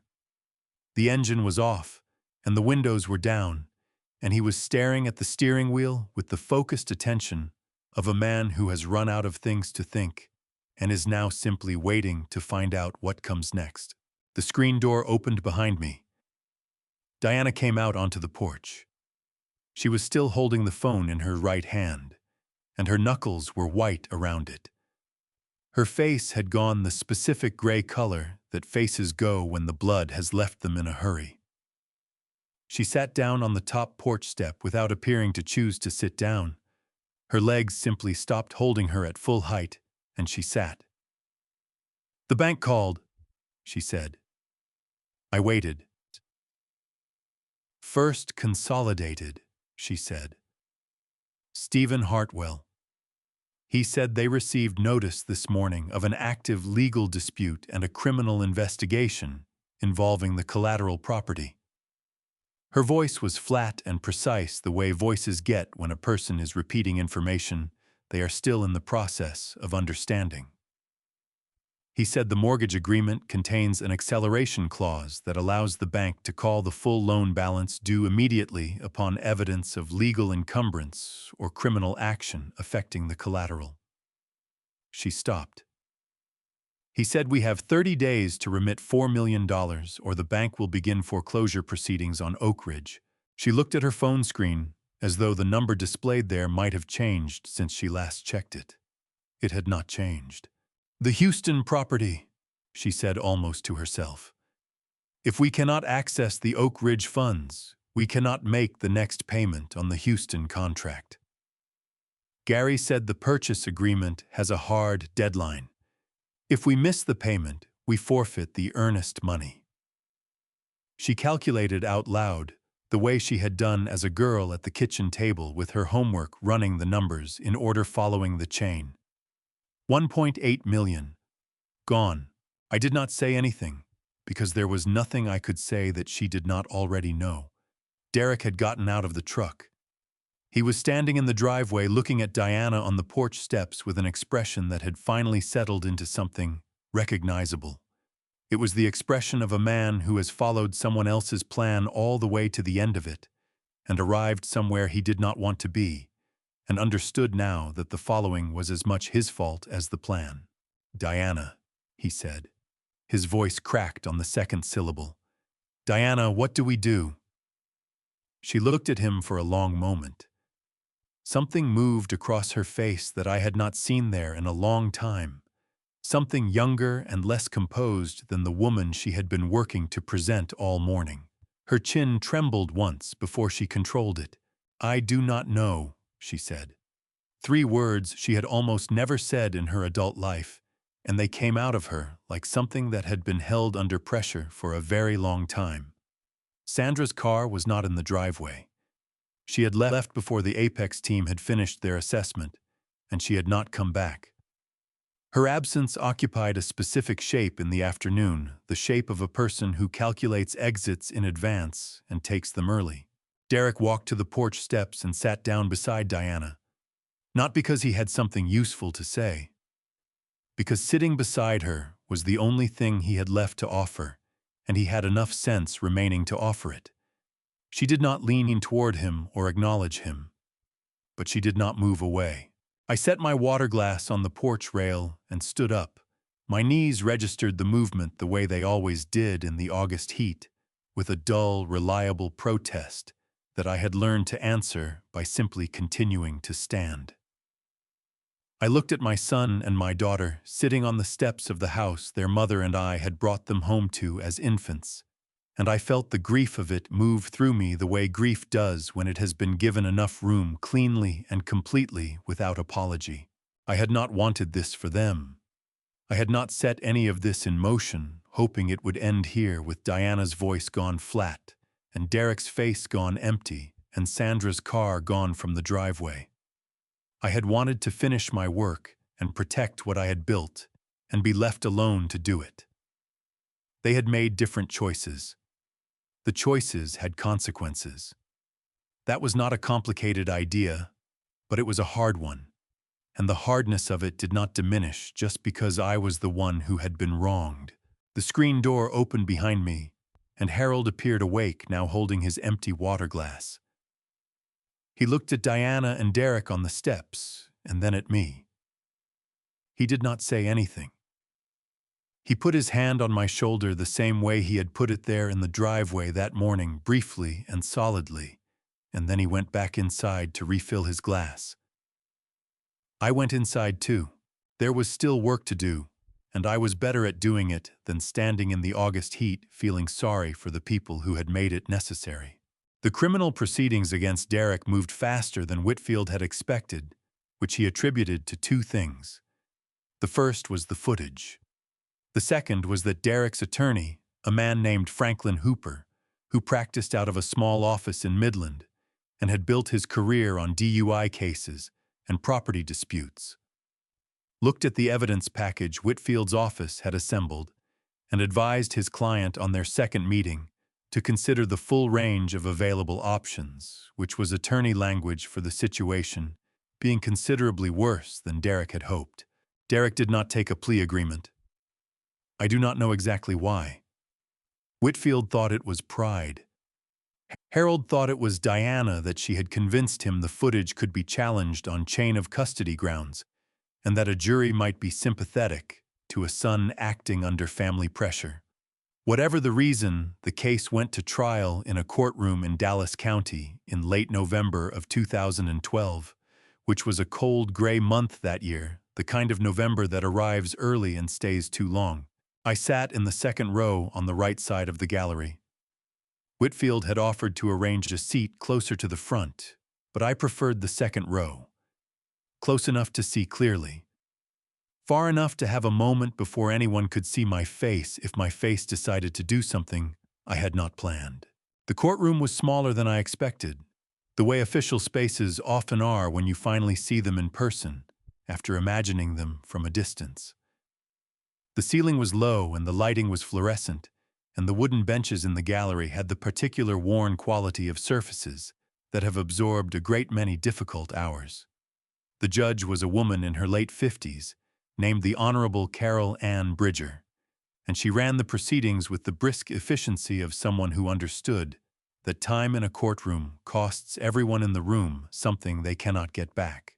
Derek sat at the defense table in a dark jacket that fit him better than the funeral suit he had worn to Oak Ridge in August. He had lost weight since then. His face had a drawn, careful quality, the face of a man who has been practicing a particular expression for weeks and is hoping it reads as calm rather than frightened. He did not look at the gallery when he came in. He sat down and looked at the table in front of him and kept his hands flat on its surface. The prosecution's case took 2 days. Whitfield was not the prosecuting attorney, but his office had cooperated fully with the district attorney, and the evidence package they had assembled was thorough enough that the assistant DA, a young woman named Priscilla Thorne, who spoke to the jury with the focused energy of someone who had prepared extensively, was able to walk through the timeline of events at Oak Ridge with a precision that left very little room for alternative interpretation. On the afternoon of the second day, Priscilla Thorne asked the court to dim the lights and display the footage from the workshop camera. The image that appeared on the projection screen at the front of the courtroom was exactly as I remembered it. From Whitfield's laptop in Austin, the flat, fluorescent light of the workshop, the extraction unit centered in the frame, the workbench visible along the right edge. The timestamp in the lower corner read 11:22 p.m. June 14, 2012. Derek walked into the frame, He was carrying the sledgehammer with both hands, the head hanging low, the way you carry something heavy when you have already decided what you are going to do with it. And the only question remaining is when. He did not look around the room. He did not hesitate at the threshold. He walked directly to the extraction unit and swung the hammer. The sound came through the courtroom speakers at a volume that made several people in the gallery flinch. The woman sitting 2 seats to my left pressed her hand to her sternum. The man directly in front of me exhaled sharply through his teeth. I did not flinch. I had watched this footage twice already, and I had prepared myself for it, and even so I felt the impact of it somewhere below my ribs, a dull compression that had nothing to do with the sound and everything to do with the image of my son's face clearly visible in the flat workshop light as he raised the hammer a second time. He swung 6 times in total. The footage was 3 minutes and 41 seconds long. The hammer swings took up 42 seconds of it.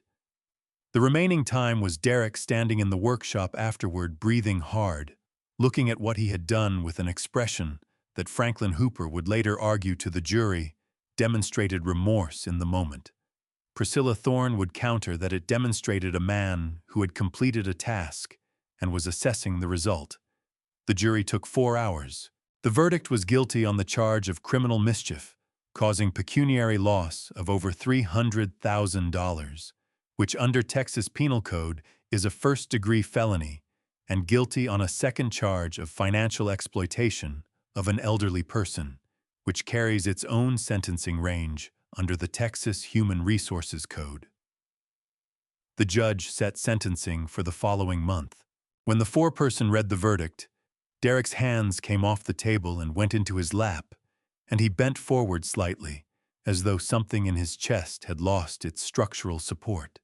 Franklin Hooper put a hand on his arm. Derek did not appear to register it. I looked at my son from the second row. He turned his head after a long moment, not deliberately searching for me, but arriving at my direction, the way a person arrives at the thing they have been avoiding. When his eyes found mine across the courtroom, his face did something complicated and painful that I did not have a name for, that existed somewhere between asking for something and knowing it was too late to ask. I held his gaze because I owed him that much. I did not look away, and I did not offer him anything with my expression that I did not genuinely have to offer, which at that moment was not very much. What I had was the plain fact of being present, of still being there to look at, and I gave him all of that. Then the bailiff moved between us, and the moment passed, and the courtroom began the business of clearing, and I stood up from the second-row bench and put on my coat and walked out through the heavy doors into the gray November afternoon. The mortgage discharge was recorded on September 11, 2012 at 9:43 in the morning at the Dallas County Clerk's office. Whitfield called me when it came through and read me the recording number over the phone slowly and clearly, the way you read something important to a person you want to be certain has heard it correctly. I thanked him. I hung up the phone. I drove to Oak Ridge. The drive from Austin takes approximately 3 hours on a clear day, less if you do not stop. I did not stop. I came up the county road in the early afternoon and turned onto the gravel drive and parked beside the oak trees along the fence line. The August heat had broken slightly by September, not gone, but gentled the way Texas heat sometimes concedes a degree or two in the second week of the month, as though acknowledging that it cannot hold the same pitch indefinitely. I walked across the yard to the workshop. I unlocked the door. I went inside. Cooper Reeves and his fabrication team had been on site for 2 weeks, by then replacing the outer housing panels and the pressure gauges and the sample array, working from the technical drawings I had given them in August. The workshop smelled of new metal and sealant compound and the particular dusty warmth of a Texas outbuilding in early September. The main housing gleamed under the overhead light, new panels bolted where the dented ones had been, the surface clean and uncompromised. I crouched beside the base of the unit, and removed the protective plate from the primary brine intake valve. The valve mechanism was exactly as I had left it, the closure arm seated firmly in the locked position, the brine line sealed and patient behind it. I had designed this valve in 2008, using a spring return mechanism that required a deliberate quarter-turn counterclockwise to release. It was not complicated. It was not dramatic. It was simply precise. I turned it counterclockwise. The sound it made was small, a soft mechanical click, followed by a low, steady hum as the underground brine began to move again through the intake line. I put my hand flat on the housing and felt the vibration of it faint and constant, the system waking up the way systems do when they have been waiting and are now permitted to do what they were built to do. I stayed in that position for a moment, hand on the housing, listening to the hum. Thomas Grant arrived 2 hours later with Cooper and the legal team. We signed the exclusive licensing agreement at the kitchen table of the house I had built 31 years ago, using the same table where Diana had spread the purchase agreement on my birthday 8 weeks earlier. The table did not know the difference. Tables do not assign meaning to what happens on them. I found that thought useful. Grant handed me a copy of the executed agreement and shook my hand with both of his, which I had not expected, and which said something about the kind of man he was. Harold was sitting in the armchair by the window and raised his coffee mug when Grant held up the signed document, a small toast that required no words and received none. The first payment from Apex, a portion of the initial licensing fee, arrived in the account Whitfield had established for the purpose on October 3rd. I did not look at the number for several days. When I finally did, I sat with it for a while, and then called Harold and told him the figure. There was a pause on the line. Then Harold said, "Walt, I think you should buy yourself a decent truck." I laughed. It was the second genuine laugh I had produced in several months, and it felt similar to the first one, like a door opening that had been stuck for a long time. Ryan came to Oak Ridge on a Saturday in late October, driving his own car. Now a second-hand sedan he had bought with money from a part-time job he had taken after leaving his father's house in September. He pulled up the gravel drive and got out, and stood looking at the workshop for a moment before he came to find me. I was on the porch with a cup of coffee. He came and sat on the steps below me, and we were quiet for a while, in the way that people are quiet together when the quiet is comfortable rather than empty. A hawk was working the field to the east, riding a thermal in long, patient circles. Ryan said, "How is it running?" "Smoothly, oxygentanfer," I said. "Cooper's team did good work on the housing." He nodded. He had his grandfather's habit of nodding when he was storing information, which was a thing I noticed and did not mention. "Grandpa," he said. "Yeah," I said. He turned and looked at me from the step below with an expression that was trying to carry more weight than a 19-year-old face was built to carry. "I am sorry I did not tell you sooner," he said. "About the photographs, about calling Mr. Whitfield. I should have told you right away, but I did not know if—" He stopped, pressed his hands together between his knees. "I did not know if it would work." I set my coffee cup on the porch rail. I leaned forward and put my hand on the back of his neck the way I had done when he was small and upset about something, and needed to know that someone solid was nearby. "Ryan," I said. "It worked." He exhaled. His shoulders dropped in the specific way that shoulders drop when a person has been holding something up for a long time and has finally been told they can put it down. He looked back out at the field where the hawk was still circling. We sat there together for another hour, not talking much, watching the hawk work the thermals over the dry grass, while the afternoon light went long and golden the way it does in Texas.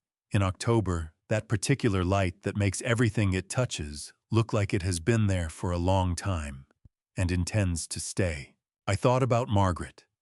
I thought that she would have had something true and specific to say about all of it, and that I would probably not have agreed with her initial assessment, and that she would have been right, and I would have come around to it by morning. I thought about that, and it made me feel less alone than I had felt in a long time, which was the particular gift that thinking about Margaret had always given me even after she was gone. The summer of 2013 arrived the way Texas summers always arrive, without apology and without warning, the heat settling over the land in the first week of June, like a decision that has already been made and does not require your agreement.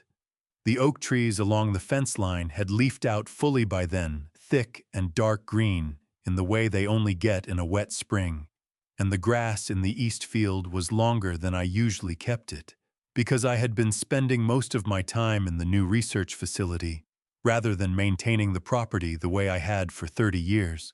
The facility had gone up fast.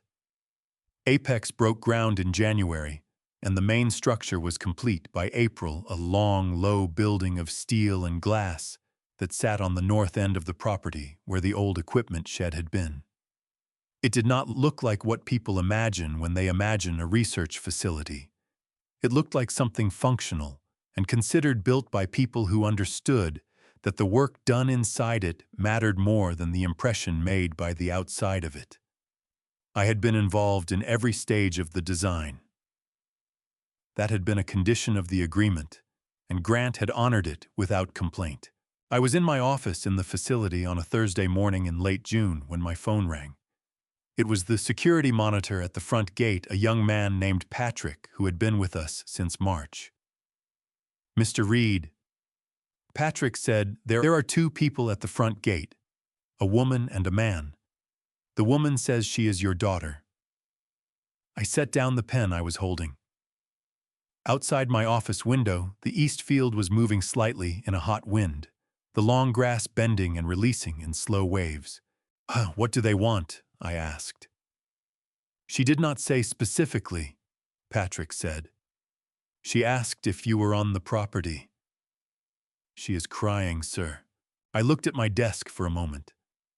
The surface was covered in technical drawings for the second phase expansion measurement annotations in my handwriting, alongside Cooper's team notes in their precise printed style. There was a coffee cup that had gone cold 2 hours ago. There was a framed photograph of Margaret in the garden at Oak Ridge, the same photograph I had kept on the dresser in room number 9 at Pine Brook Care Center, the one where she was squinting into the spring sun with a trowel in her hand and dirt on her forearm. "Tell them I will be out in a few minutes," I said. I put on my jacket. I did not know why I put on my jacket. It was 94 degrees outside, and I was not going anywhere that required a jacket. I think it was something about wanting to be correctly dressed for whatever this was going to be, the way you put on a jacket for things that matter, even when the weather argues against it. I drove the quarter-mile from the facility to the front gate in the black company sedan that Apex had provided as part of the arrangement. The gate was a wide steel structure that rolled on a track operated by a keypad on the inside and an intercom on the outside. It was not a dramatic gate. It was a working gate, the kind that keeps equipment in and strangers out, and does not make any claims about itself beyond that. I could see them through the steel bars before I got out of the car. Diana was standing on the gravel shoulder of the county road in the full June sun. She was wearing what I recognized after a moment as work clothes, dark trousers and a plain short-sleeved shirt, the kind of clothes you wear when the day requires physical effort and appearance is a secondary consideration. Her hair was pulled back, and she was not wearing earrings. She looked smaller than I remembered her looking, which was not a physical thing. It was the particular quality of a person who has been carrying less than they were carrying before, not because they have been relieved of a burden, but because the burden has taken something from them on its way out. The man beside her was her husband, a quiet man named Paul, whom I had met perhaps 4 times over the years at family gatherings, and had never known well. He was holding Diana's hand not in a romantic way, but in the way that people hold on to each other when they are standing somewhere. They did not expect to be standing and need something solid to hold on to. He looked at the ground, mostly. He was not the kind of man who had caused any of this, which was a thing I had thought about, and which made his presence beside her one of the sadder details of the whole long story. Diana saw me get out of the car. She pressed her free hand against the gate bar, and her chin went up the way it always did when she was trying not to cry in front of someone she did not want to cry in front of. She said, "Daddy," just that one word. The same word she had said on my birthday when she kissed me on the cheek, and her voice was warm and perfectly calibrated, and I had felt the hairs on my forearm stand up. It did not sound like that now. It sounded like the original thing, the word before any of the calculation had been added to it, the word a child uses before they learn to use it strategically. I stood on my side of the gate, and I looked at my daughter, and I felt all of it at once, which is the only way grief of that particular kind arrives. Not the grief of loss, the grief of waste, the grief of looking at a person who had every necessary thing and chose to spend it wrongly, and now stood on the other side of a gate in work clothes, holding her husband's hand and saying "Daddy" in a voice that had finally run out of angles. She said, "We are struggling." Her voice caught on the second word, and she steadied it. Paul lost his position in the spring. We have been behind on everything since January. I did not know where else to go. Paul looked up then. He looked at me directly, and there was no ask in his expression, only a kind of honest exhaustion that I recognized from my own reflection in some of the harder months. He had not wanted to come here. He had come because Diana had needed to, and he was the kind of man who showed up when the person he loved needed him to, even when the showing up was difficult and the outcome was uncertain. I stood with my hand resting on the gate mechanism. The list of things I could have said was long. I had not prepared anything because I had not known this was coming. But I am a person who thinks in sequences, and the sequences came anyway, unbidden the way they always do. I could have reminded her of room number 9 at Pinebrook. I could have described the sound my workshop made the morning I found the broken glass on the floor. I could have said any number of true things that would have cost her considerably, and cost me nothing, and solved nothing at all. I thought about Margaret, who had been a more patient person than I am, and a wiser one, and I thought about what she would have said about the person standing on the other side of this gate. Margaret had believed in consequences. She had also believed in the difference between a consequence and a punishment, and she had always known which one was which. Diana was living inside a consequence. She had been living inside it for almost a year. I did not need to add to it. "Diana," I said, "I cannot give you what you are asking for. You know why." Her chin dropped. Paul tightened his hand around hers.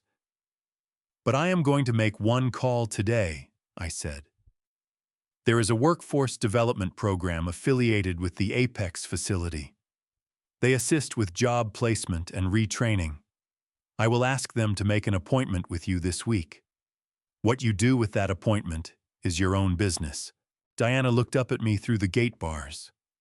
Her eyes were wet, and her face was stripped of everything she had spent decades putting on it, all the polish and the calculation and the forward-looking certainty, and what was underneath was someone I recognized from a long time ago. A girl who had ridden a Ferris wheel every August for 11 years and been afraid to say how much she loved it. "Okay," she said, quietly. "Okay, Daddy." Paul said, "Thank you, sir," in a voice that meant it in the straightforward way that simple things are sometimes meant. I nodded at him. I pressed the button on the gate mechanism. The steel gate rolled smoothly on its track, closing the distance between the county road and the inside of Oak Ridge until the latch engaged with a clean, solid sound that carried in the still summer air. I stood there for a moment, after it closed, looking at nothing in particular. listening to the wind move through the oak trees along the fence line. Then I got back in the sedan and drove the quarter-mile back to my office where the technical drawings were waiting and the coffee had gone cold, and the photograph of Margaret was catching the morning light on the corner of my desk. I sat down. I picked up my pen.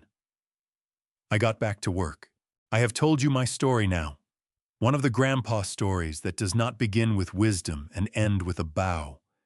It begins with broken glass on a concrete floor and ends with a gate closing on a county road in June.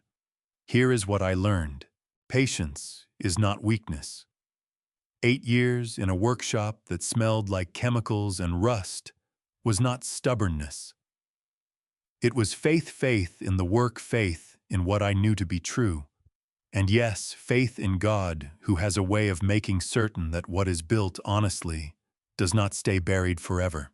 I am not telling you this family story to make myself look like a wise old man who had everything figured out. I did not.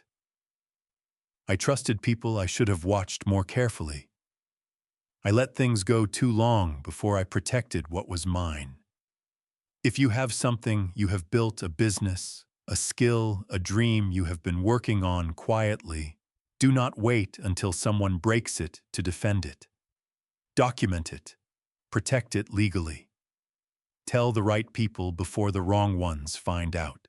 That is the part of this family story I wish someone had told me at 50. My personal view is simple.